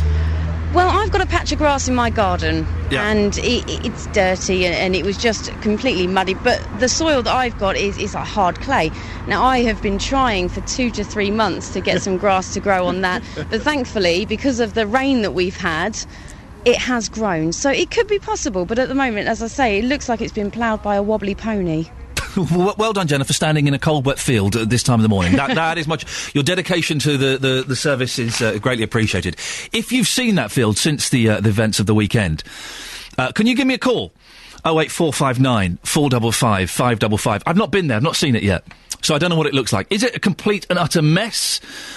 Do you reckon it'll be okay in 4 weeks, or is it going to take a whole lot longer? Was it worth it? 08459 455 555. Time now, though, to get the latest travel news with Sophie Tyler. This is Iain Lee on BBC Three Counties Breakfast. I'm here for the next few weeks. 08459 455 555 is the phone number. Would love to get your view on all of the stories we're talking about this morning. Here's the latest news with Simon. Good morning, dear listener. This is Iain Lee on Breakfast on BBC Three Counties Radio. JVS will be on at 9. He'll pop in a few minutes to tell me what's happening on his show today.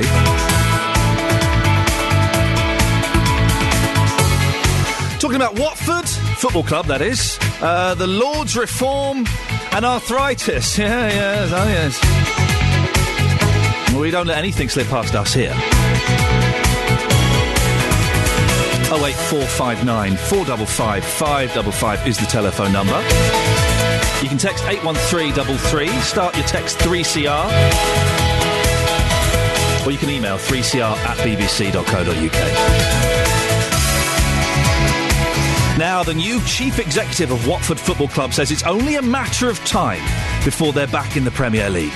Scott Duxbury was speaking at a press conference last night along with the Hornets' new boss, Gianfranco Zola. It was their first appearance in public since the takeover by the Italian Pozzo family. He explained why Hornets boss Sean Dyche was asked to leave. It's nothing at all against Sean. I mean, one of the examples the Pozzo family gave is that they don't actually know a lot about Sean, and they have complete faith in Gianfranco. If they stayed with a manager they didn't know and wasn't their choice, he loses the first 5 games, there is insecurity, and you have doubt, and you remove that manager. Whereas they believe in Gianfranco, they believe in the management they're putting in. We're going to talk now to Professor John Fowle, who chairs Watford Supporters Trust. Good morning, John. Good morning. Can I ask what you're a professor in? In water science at Cranfield. Fantastic. Very appropriate. Wonderful. I was hoping it would have no connection to football whatsoever, and it doesn't. Excellent. Now, are you as optimistic as the management? Are Watford heading for the Premiership? I think we're heading for the Premiership. I think that's a probability because that's part of their business plan. But the time frame, I think, is a whole different ballpark. I talked to Gianluca Nani last night and to Scott Duxbury, and in fact, the view is that perhaps this next season will be a transitional season, and with no great expectations from that, apart from staying in the division. But it will kick on. Once they've got their setup there, we will kick on for the future. And the most important thing for us in the Trust is that this looks like a long, stable period of ownership. That's been really something we've desperately needed. Up to now, in the last sort of 6 or 7 years, perhaps even the last 10 years, it's been a case of we've been living in interesting times as per the Chinese curse. Now, I'm hoping that we're going to be living in interesting times, but really interesting and pleasantly interesting times. They didn't really say a lot last night, no, specifically, did they? Are you any the wiser as to what's happening? Yes, a little bit. The first thing is that Gianfranco Zola has had very little time to look at the setup at the club and to look at the players. Right. So he wants to take a little bit of time to think about what's needed.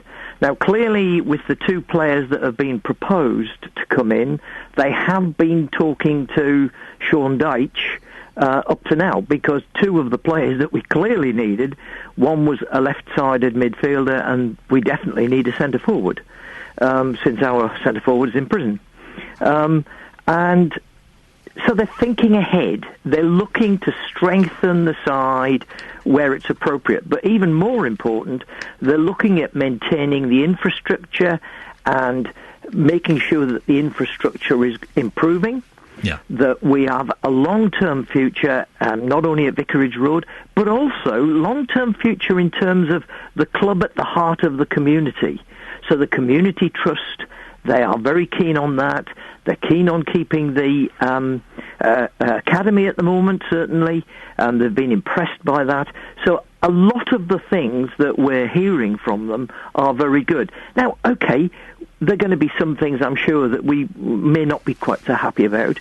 But talking to the management team last night, I feel that we can develop a very good working relationship and a partnership between the fans and the club. What are your reservations about the new regime? Well, the reservation is that you can't guarantee that everything's going to go well on the field, and the Pozzo family have been known to be, when it doesn't, they're patient, but they're not that patient. Okay, right, yes. And that could be problematic if things don't go well. They have no experience of the Championship, and the Championship is a tough league to play in and get out of, as many clubs have found out.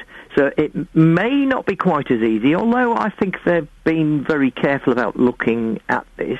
And certainly Gianluca Nani has been observing the situation, I think, for some time.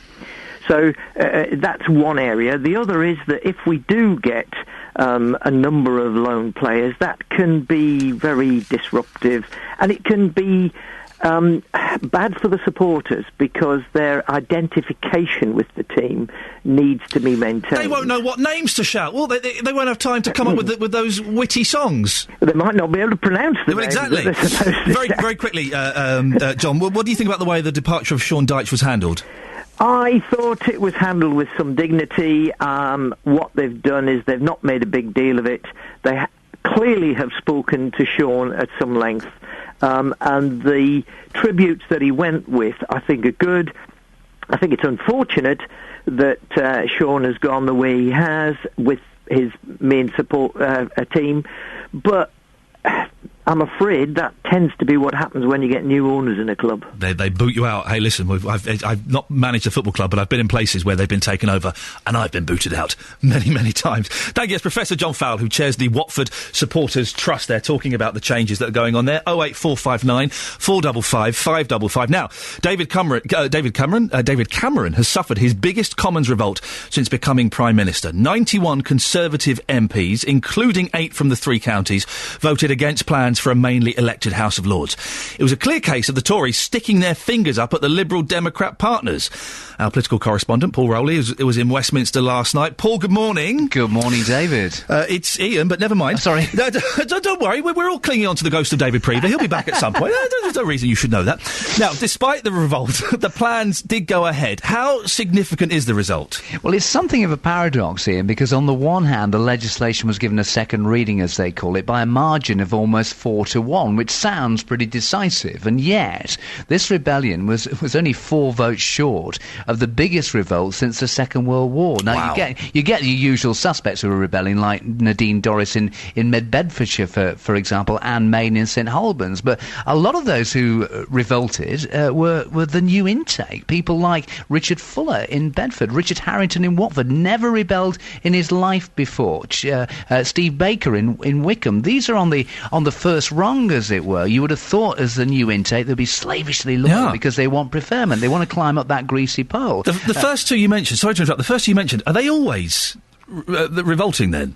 Well, I mean, Nadine Dorries is incredibly independent-minded. People know where she stands, right. And on lots of issues, this is not a surprise. The other surprise at the other end is the likes of Peter Lilly, someone who's experienced the top offices in government in his time. He was the deputy leader of the Conservative Party. For him to rebel as well is significant. This is across the entire Conservative Party, so it's a real worry for David Cameron. He's got a serious problem on his backbenches. Well, where does this leave the coalition then? It's not in a healthy state, is it? It's in a fractured state. I don't think it's the end of the coalition because there's been too much invested by both the Conservatives and the Liberal Democrats for it to fail. If they were to pull the stumps early, a lot of Tory MPs might want that, and it would force an early election. If that were to happen, I think the Liberal Democrats would be annihilated at this stage. So they want to keep in with this because, frankly, if the Liberal Democrats get House of Lords reform on the statute book, it's a massive prize for them. This is something they've been fighting for since the days of Lloyd George a century ago.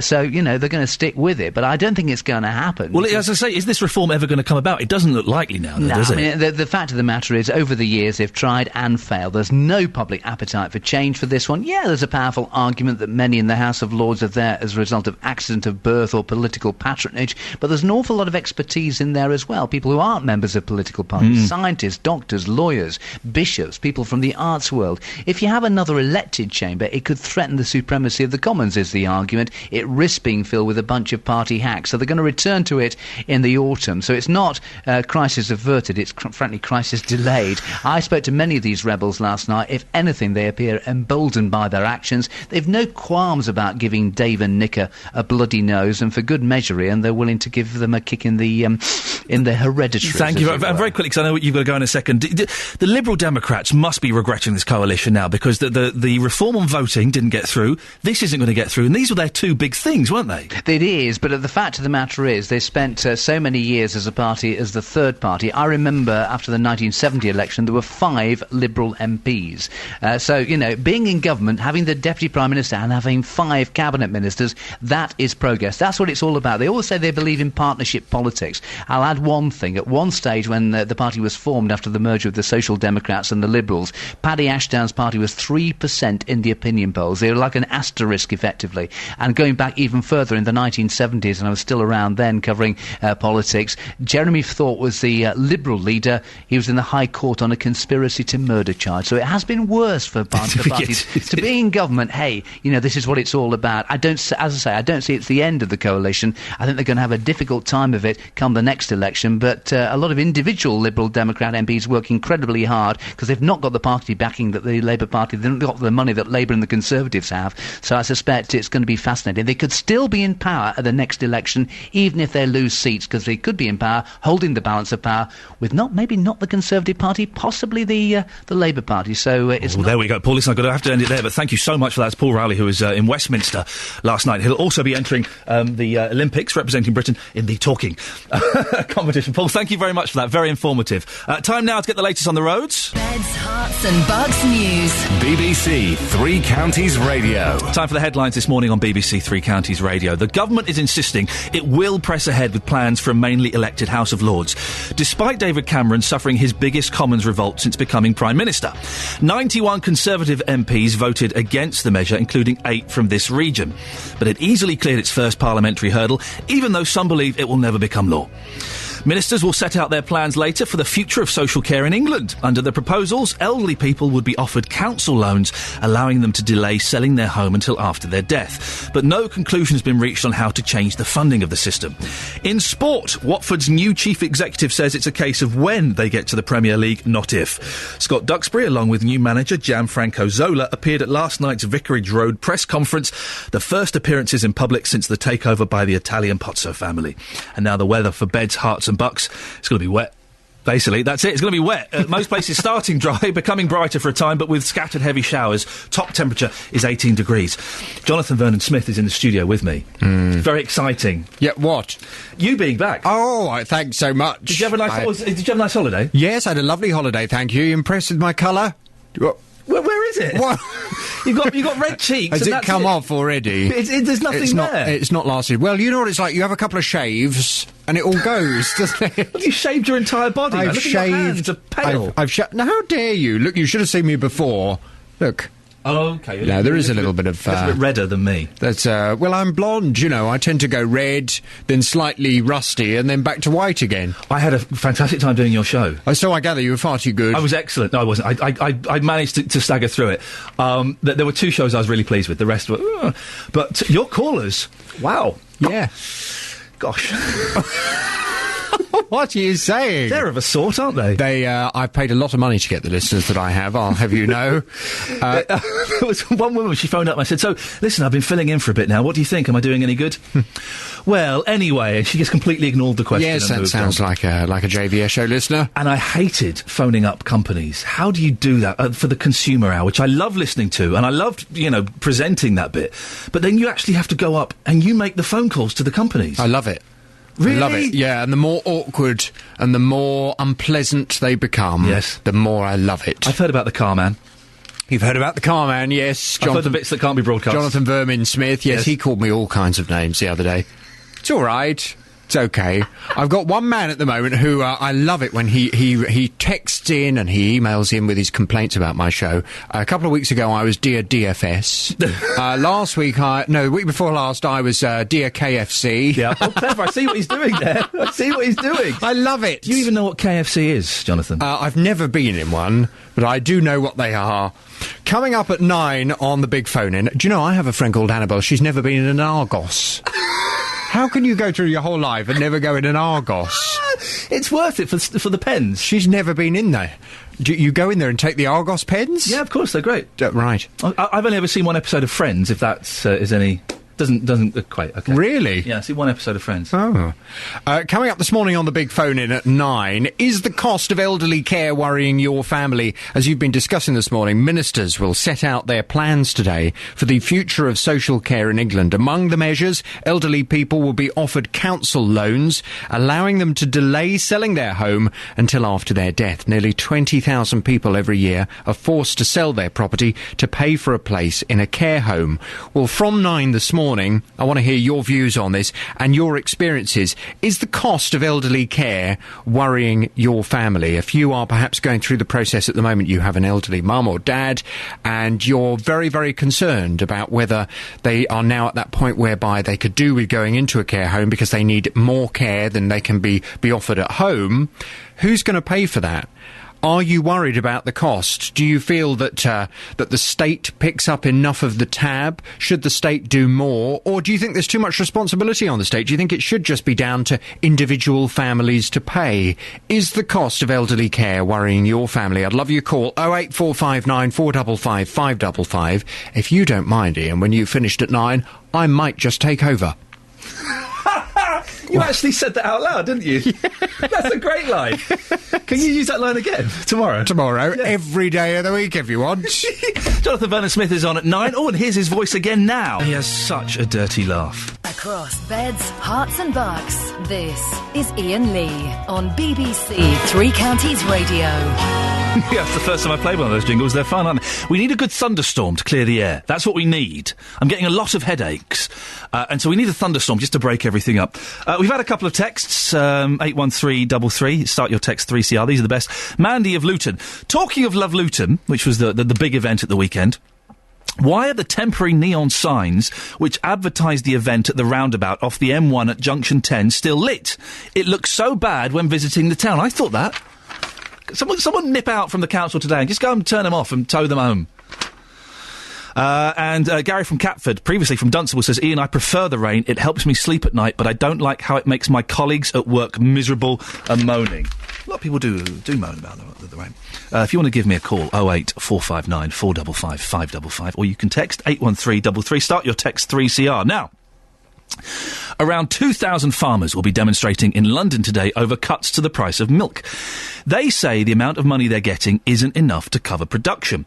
John Whitby is a dairy farmer from South Bucks and will be travelling to Westminster today. Good morning, John. Good morning, Ian. That's why I'll be going up there this morning. Tell me why you're going. What are you protesting against? Well, I'm protesting against the price of milk. We have a price of milk that's unsustainable. We can't produce milk for the price we're being paid for it. And long term, that will mean that we have to disperse the herd, and that will be the same across large parts of the country unless we can get the price back up again. So can I ask, how much do you get paid for milk? How does this work? We get paid about a third of the retail price. So in my case, because I've got Jersey cows, the price is very slightly higher. That's the good stuff, isn't it, the Jersey stuff? Really, really rich and creamy stuff. Yeah. That's right. We get about 30p a litre. Now that's been cut 2p just recently, and a further 2p cut is threatened. Right. It costs me 32p to produce it.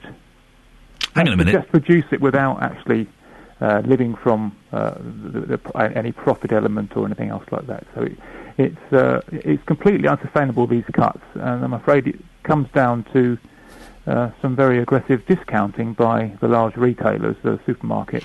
And is that where the problem lies? It's with the large supermarkets making stuff cheap. I think they're trying to entice customers into their supermarkets and using milk as what we might call a loss leader. Most people buy milk, and we've seen the price come down dramatically over the last retail price come down over the last few months. And I'm afraid the people who are paying for that are not the actual retailers, but the producers, the farmers themselves. You would understand, though, John, that your average punter out there, times are hard, and a discount they can get anywhere, they're going to snap on, aren't they? Absolutely, and I would look to see discounts wherever I could and buy discounts. But I think that we have a wider picture here. Our cows are an intrinsic part of the British countryside. We're all looking to produce as much food from our own resources as possible. Here we are sending completely the wrong messages to farmers to say, look, actually we don't want you anymore, we'd rather import the food. And that I think isn't really a message that the majority of people want to see. I'm not asking for prices to go up dramatically. I'm just saying let's return them to where they were. Let's stop this aggressive discounting and go back to a more realistic price. Not a huge price, but a price that will cover the costs. Here's something. Farming Minister Jim Pace didn't know how much a pint of milk cost the other day. Does that sum it all up for you? Not completely. I think we're all in it together. Yeah. We all should know where we are. When I have to look after my animals, irrespective of the cost, their welfare is my prime consideration. A good farmer will always look after his animals well, because they're ultimately going to pay back for him. But I can't afford to continue to subsidise the price of food. The message I'm getting is that you don't want me, and I think it's a shame, because 1,000 people came to my farm when we opened it up in the middle of June, all interested in where their food is produced, how it's produced, where it comes from. I think there's a lot of interest out there, and the messages we're getting are the wrong ones. We need to produce British food for British consumers. John, listen, best of luck. I'm sure we're going to follow this story and find out what the end result is. That's John Whitby, who's a dairy farmer from South Bucks. He's going to be travelling to Westminster today to argue about the price of milk. We've got a caller. We've got Gary. Good morning, Gary. Good morning, Ian. How are you? Yeah, I'm all right. I'm stumbling through this just about, and this is... I should have been in yesterday, but I was poorly. Right. But I think I'm getting there, Gary. What have you got for me this morning? Well, you were saying earlier, I was listening, and you were saying that you like the rain, and you wanting people to call it. I like the rain. Yeah. It helps me sleep at night. Yes. It's a bit cooler around. The only thing I don't like, it makes people around a bit grumpy. They do get a little bit miserable, don't they? And all they talk about is the flipping weather. Yeah. All they bang on about it a lot, and it's just like, get on with it. It's Britain, it rains. It's part of what we do. We did have a fella on the show earlier on, though, who's lost £11,000 of business because of the weather. Well, that's a bit harsh, I suppose. Yes, exactly. That's harsh. But it'll be sunny again soon, won't it? Gary, thank you very much for Gary's opinion. It'll be sunny again soon, won't it? I don't know if it will, Gary. That's the thing. The way things are going, it may never be sunny again. Thank you very much, Simon. We're just talking there off air about getting old and being unfit and physical. And doing something like the Tour de France is ridiculous. My father-in-law, who is 64, last year, I think, or maybe it was the year before, cycled a section of the Tour de France. You're allowed to, the punters, general public are allowed to cycle a bit. And they showed, we then watched the professional cyclists riding that bit. It was the most incredible mountain terrain ever. And my father-in-law is 64, and I'm watching this going, I couldn't do anything like that at my peak of physical fitness, which I think was a weekend back in 1986. This is Ian Lee on BBC Three Counties Breakfast. Good morning. 08459 455 555 is the telephone number if you wish to give me a call. Now, we're talking about sports. We're being warned that we're more likely to develop arthritis by not exercising properly. A new report says that many amateur athletes don't know how to warm up properly and don't treat injuries seriously. Let's have a chat to celebrity sports trainer Luton's Greg White. Good morning, Greg. Good morning. What's the main message of this report? I mean, it's a piece of research undertaken by Arthritis Research UK and the Chartered Society of Physiotherapy that really was looking at one of two things. One was how much exercise do people actually do? Are they hitting this government guideline of 150 minutes per week? Now, when you say 150 minutes per week, what does that mean? Does that mean going to the gym and pumping iron? Absolutely not. And I think I think that's actually the misconception, really. And I think this is probably where the message has been delivered incorrectly, and that is that it's about being active, really. It's not about running a marathon. It's not about pumping iron. It is about actually just becoming more active. It does need to be of moderate intensity, which is sort of a brisk walk or a little bit harder. And it's 30 minutes a day, at least 5 days a week. So that's what the target is. And you think that's it's not a great deal. It is for me. Do you know what, the other day I'm approaching 40 and I'm not happy about it. And I've always been very skinny, and I've just started to get a little bit of a pot belly. And I thought the other day, do you know what? Before I go to bed, I'm going to do 10 sit-ups and 10 press-ups. Just to kind of, and then build up over time, right? I couldn't do it. I couldn't do it. I was exhausted, and I had cramps, and that's bad, isn't it? Well, it's not good. That's very politely put. I'm afraid I can't mask that one, but you know what though, the fact that you committed to starting something, that's the positive thing. And it is about, it's about starting small and increasing it across time. That's the thing. And so what I'd say is don't be disheartened by that, because when you can do 10 sit-ups and do 10 press-ups all of a sudden, that's incredibly uplifting, and it will progress from there. Oh, you bless you, you're being really kind about it, but inside I know you're laughing. Outside you're laughing. I'm laughing, yeah.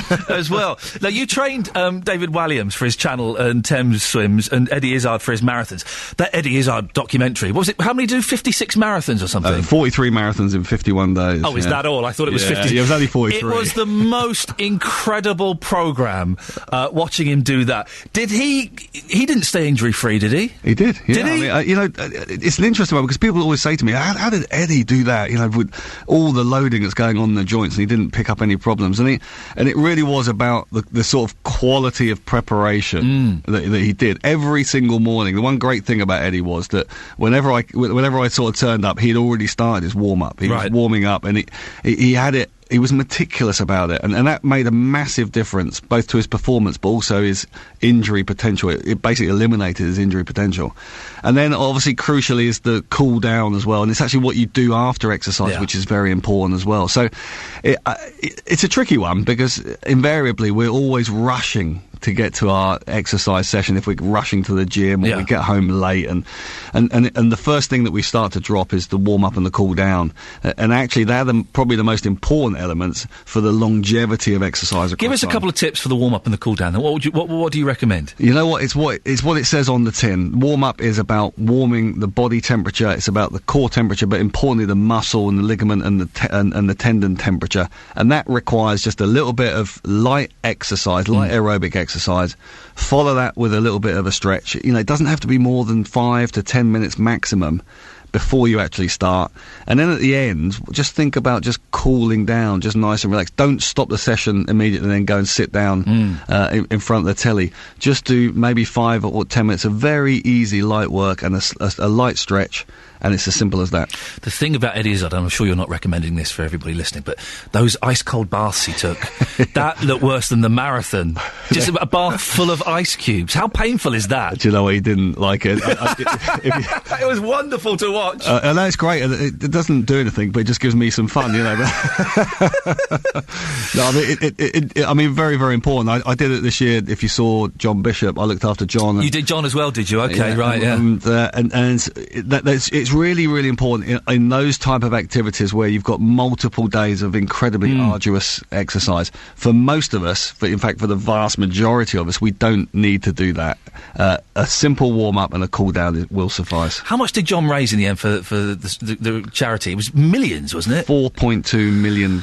Mental. Because I've been asked to do like marathons and stuff like that for charity, and I'm always, do you know what? I'll just write a cheque. I'm not writing a cheque for 4 million, but I would rather write a cheque for a couple of £100 than run a marathon. It's never going to happen. You're a pentathlete. You must be looking forward to the Olympics. I am. I tell you, it's going to be absolutely fantastic. Yeah. I think everybody can feel it now. It was interesting that this groundswell of emotion since they started the flame, the torch relay. You think, what difference does the torch relay make? But I think it's actually it's basically brought the whole country into the event, really focusing on the Olympics. It has, because I was very cynical about all of this, and the torch, who cares? And I was watching the first day on telly and thought this is ridiculous. But on Monday, I was at the Luton torch as it was being run through Beds, Herts and Bucks. And it was really exciting. Yeah. It was properly exciting. And thousands of people turned out to watch it at 6:30 in the morning. Yeah. And it was a real sense of bringing the community together, which I'm a big fan of that. And also, I keep saying, I'm not going to go to the Olympics, but I'm going to get tickets for the Paralympics. Because if you're thinking, I kind of want to support this, but the tickets are a bit expensive, Paralympics tickets, 10-15 quid.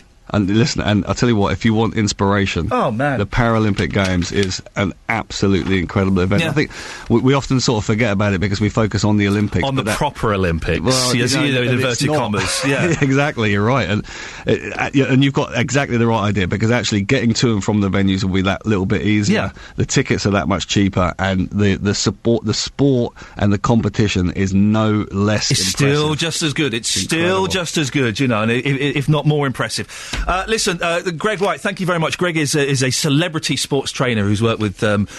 you see John Bishop doing his ridiculous task, and Eddie Izzard running 40-odd marathons in 50 days. Just bonkers. Warm up and cool down, for goodness sakes. That's the tip from that. We've got, talking about the rain earlier on and the bad weather and how it's affected you. We've got Dennis from Dunstable. Good morning, Dennis. Good morning. How are you, sir? I'm fine now. I'm a Mancunian, so the water just bounces off me. Oh, you're used to it then, sir. I've got web feet. How has the rain affected you? Is it... Unfortunately, it's made my garden grow. I'm getting on a little. I'm 87 now, and I had somebody coming round and cut the garden down with a machine, cost me 270 quid. Yeah. It's a waste of money. I open the door at night. I can hear the blasted plants growing. I cut the lawn the other day, right? And I broke the blade on a rock, but I didn't know that I'd broken the blade. So it's kind of... I didn't look, but the lawn is all completely dug up now because this blade was just churning the earth over. What a waste of my life that was! Yeah, well, of course, this garden is my wife's pride and joy. Right. And I get earache now for having them cut down too much, but now it's growing so fast, she won't let me go out and cut it again. Hang on a minute, Dennis. It's your wife's pride and joy... But you're doing the cutting? No, I got somebody else to do the cutting. I'm not that daft. And did you get told off because he cut it back too far? Yes, that's right. Because I'm being a Mancunian, I was born in a pub. I spent my engineering time working for in a shop with a stone backyard, so there's no plants. I went in the Navy for 7 years, and it's difficult drawing roses on a steel deck. And I came here, and my wife's gone mad about gardening. I totally loathe gardening. I like a nice garden. Yeah. But I don't want to do it. I mean, I'd love a steak, but I wouldn't kill the cow to get it. Dennis, thank you very much. Oh, it's going to be fun doing this with callers like Dennis. Thank you for that. Let's get the latest on the roads now, shall we? Beds, Hearts and Bucks News. BBC Three Counties Radio. The headlines this morning on BBC Three Counties Radio. The government's plan to turn the House of Lords into a mainly elected chamber have gained a Commons majority of more than 300 votes, but David Cameron suffered his biggest backbench rebellion as Prime Minister, with 91 Conservative MPs opposing the changes. The rebels include 8 from this region, including Bedford's Richard Fuller, Hitchin and Harpenden Peter Lilly, and St Albans Anne Main. Ministers will set out their plans later for the future of social care in England. Under the proposals, elderly people will be offered council loans, allowing them to delay selling their home until after their death. But no conclusion has been reached on how to change the funding of the system. In sport, Watford's new chief executive says it's a case of when they get to the Premier League, not if. Scott Duxbury, along with new manager Gianfranco Zola, appeared at last night's Vicarage Road press conference, the first appearances in public since the takeover by the Italian Pozzo family. The weather for Beds, Hearts and Bucks, most places starting dry, becoming brighter for a time, but with scattered heavy showers developing. Top temperature is 18 degrees. Coming up, it's National Transplant Week, and all week on BBC Three Counties, we'll be getting a greater insight into the organ transplant process. Our reporter Jenna will be meeting a woman from the Three Counties who had her life transformed after an organ transplant. If you want to get in touch, 08459 455 555. I've got some of the texts here. 81333. Start your text 3CR. Wendy in Rickmansworth. Thank you. Remember, if it rains on St Swithin's Day, it will rain for 40 days and 40 nights. Good job we live on a boat. One of my ambitions, I have very low ambitions. One of my ambitions is to spend the night asleep on a boat in the sea. And I've never done it. If anyone can help me with that, that would be awesome. Also, text from Pat. The passion displayed by politicians... Oh, this is about reforming the House of Lords. The passion displayed by politicians over reforming the House of Lords is so sickening when the same passion ends when it involves members of the public who have many issues. Where is our referendum on Europe? Or on hanging? Or sorting out the cost of care for the elderly, to mention but a few? Stop protecting your rich friends and concentrate on our needs. Thank you for that, Pat. Now... It's 6 months since the government formally backed the High Speed 2 rail line through Buckinghamshire. Tonight's drive time will be coming live from Great Missenden, where Roberto will look at the politics behind the project, who will be entitled to compensation, and he'll speak to the woman who only learnt her home was being knocked down when she went to a local Women's Institute meeting. Plus, our reporter, Jessica Cooper, has been in Kent looking at the comparisons between HS2 and HS1.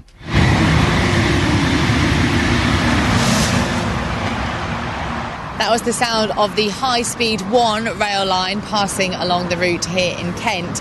But what's different about this route to the one in Buckinghamshire is that it's sandwiched right between the A20 just behind me on one side, then there's the high-speed rail line, and then there's the M20, and this route has been designed to run along the whole of the M20 route so that the noise is taken away from the local people because they're already quite used to the sound of the motorway if they're living near it. Earlier on in this show, we heard from Charles England, who runs a company from his home in South Heath. HS2 will be built 400 yards away from where he lives. When you talk to people, talk to businesses in this area, and talk to landowners in this area, it hasn't gone away, and you almost work on the basis that there's going to be a band of properties, as we all know, within a few hundred yards of that proposed route that are going to be extremely difficult to sell, if you can sell them at all, and those people, if they can move away, rent those properties, and there's going to be a sort of a non-community all the way along that route through the built-up area, certainly around the Chilterns. Let's talk now to Nick Pounce, who runs the Savills Estate Agents in Amersham. Good morning, Nick. Good morning. How is HS2 affecting the housing market in your area? Without doubt, it's a big issue, constantly being talked about by buyers and sellers. It's cast a real black cloud over the area, so it makes life very hard in what is still very tough market conditions. Are properties selling? Because I would imagine if I was looking to buy a house, I would stay well away from that. Is that what's happening generally? I think for some people, I mean, obviously when you buy a house, you look at the negatives and the positives, and this is a big, big negative. If people take the attitude they want the house, it's realistically priced, there is still a possibility, but without doubt it does cause problems. What about the prices? Are they taking a hit because of this? The market is quite suppressed anyway, so obviously people have to be realistic with their pricing, and buyers are being very cautious, with their spend. You have to treat every house on an individual basis to sort of say whether it's going to be affected by HS2 in terms of discounts. Now, Charles mentioned earlier on that the HS2 could lead to non-communities because instead of houses being sold, they'll just be rented and it'll be kind of a transient population. Do you think that could happen? Nothing's impossible. We haven't noticed an uplift of letting activity around the HS2 route. It certainly may be a solution for some people, but it won't suit everybody, because obviously it doesn't free up some equity, and you do have issues with your lender. So it's not the answer for everybody. Nick, listen, thank you very much for that. That's Nick Pounce, who runs Savills Estate Agents in Amersham. Keep listening throughout the day to find out more about the HS2 and get you thinking about how it could affect you. Now, this is very important. It's National Transplant Week, and here on BBC Three Counties we'll be getting a greater insight into the organ transplant process. Yesterday, we spoke to Sandy Beck from Caldicott, who suffered from kidney disease for 20 years. After a successful transplant, she's planning to walk the Great Wall of China.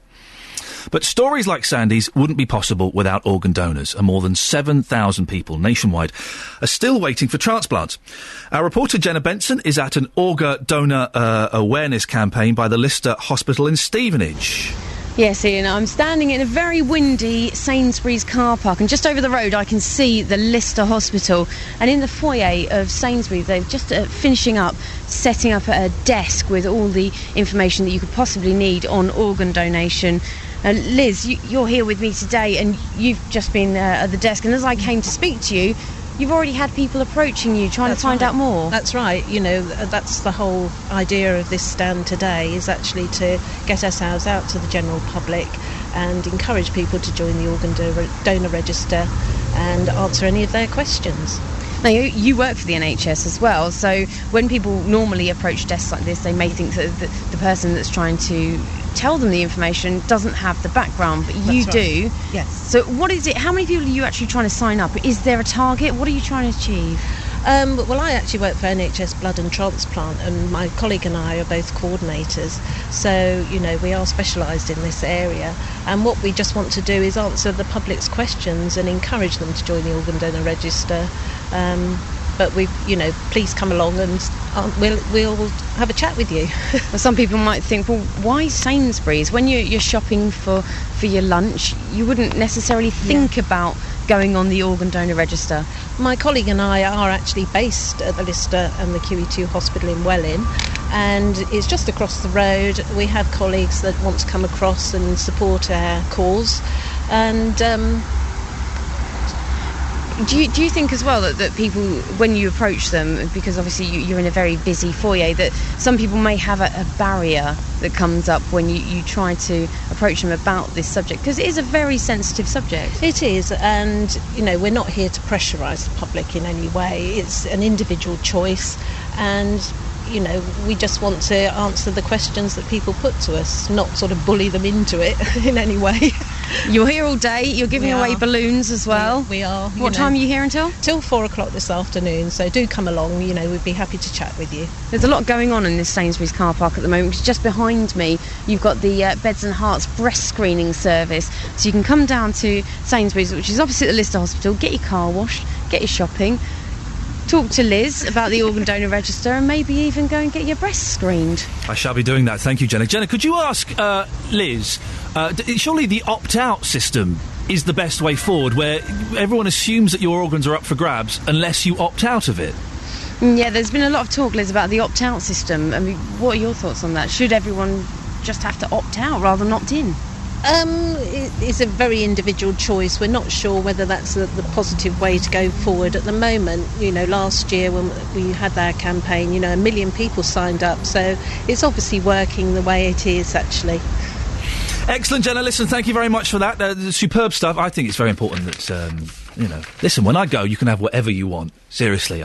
You can have whatever you want. And it must be hard work and emotional for people having to make that decision about husbands and wives and mothers and children and things like that. But you help someone live. That's amazing, isn't it? We've got George in Bedford. Good morning, George. Yeah, hi. HS2, how's it going to affect you? HS2, yeah. HS2. Yes. A lot of people don't realise this. It's a European Union initiative. It's been pushed forward by the European Union. Right. That's where it's been instigated from.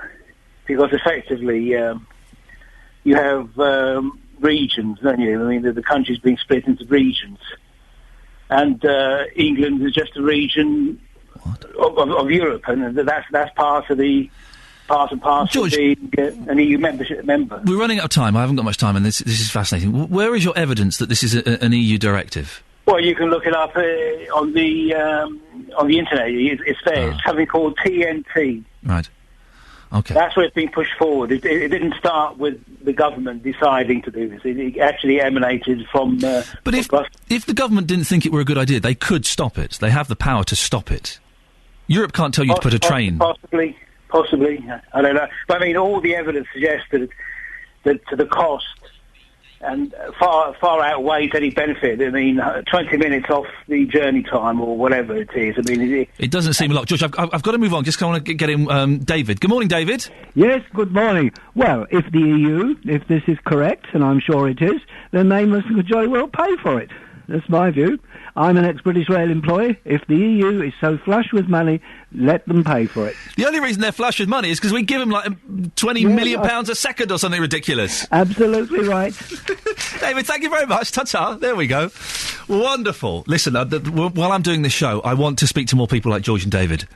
Sounds like a sitcom, doesn't it? I want more calls, so I'm really... You've got to work at this. I'm not just going to come and do this for you, OK? You've got to work with me on this. I want your phone calls. We'll discuss this. We'll continue this discussion tomorrow, class. I hope you're paying attention. Time for the latest travel. Thank you very much for listening. I'll be back tomorrow, bright and early at 6 o'clock. Do stick around. Jonathan Vernon-Smith is on, and he's asking, is the cost of elderly care worrying your family? Do give him a call. He'll speak to you after this. The latest news. Getting beds, hearts and bugs talking. This is BBC Three Counties Radio.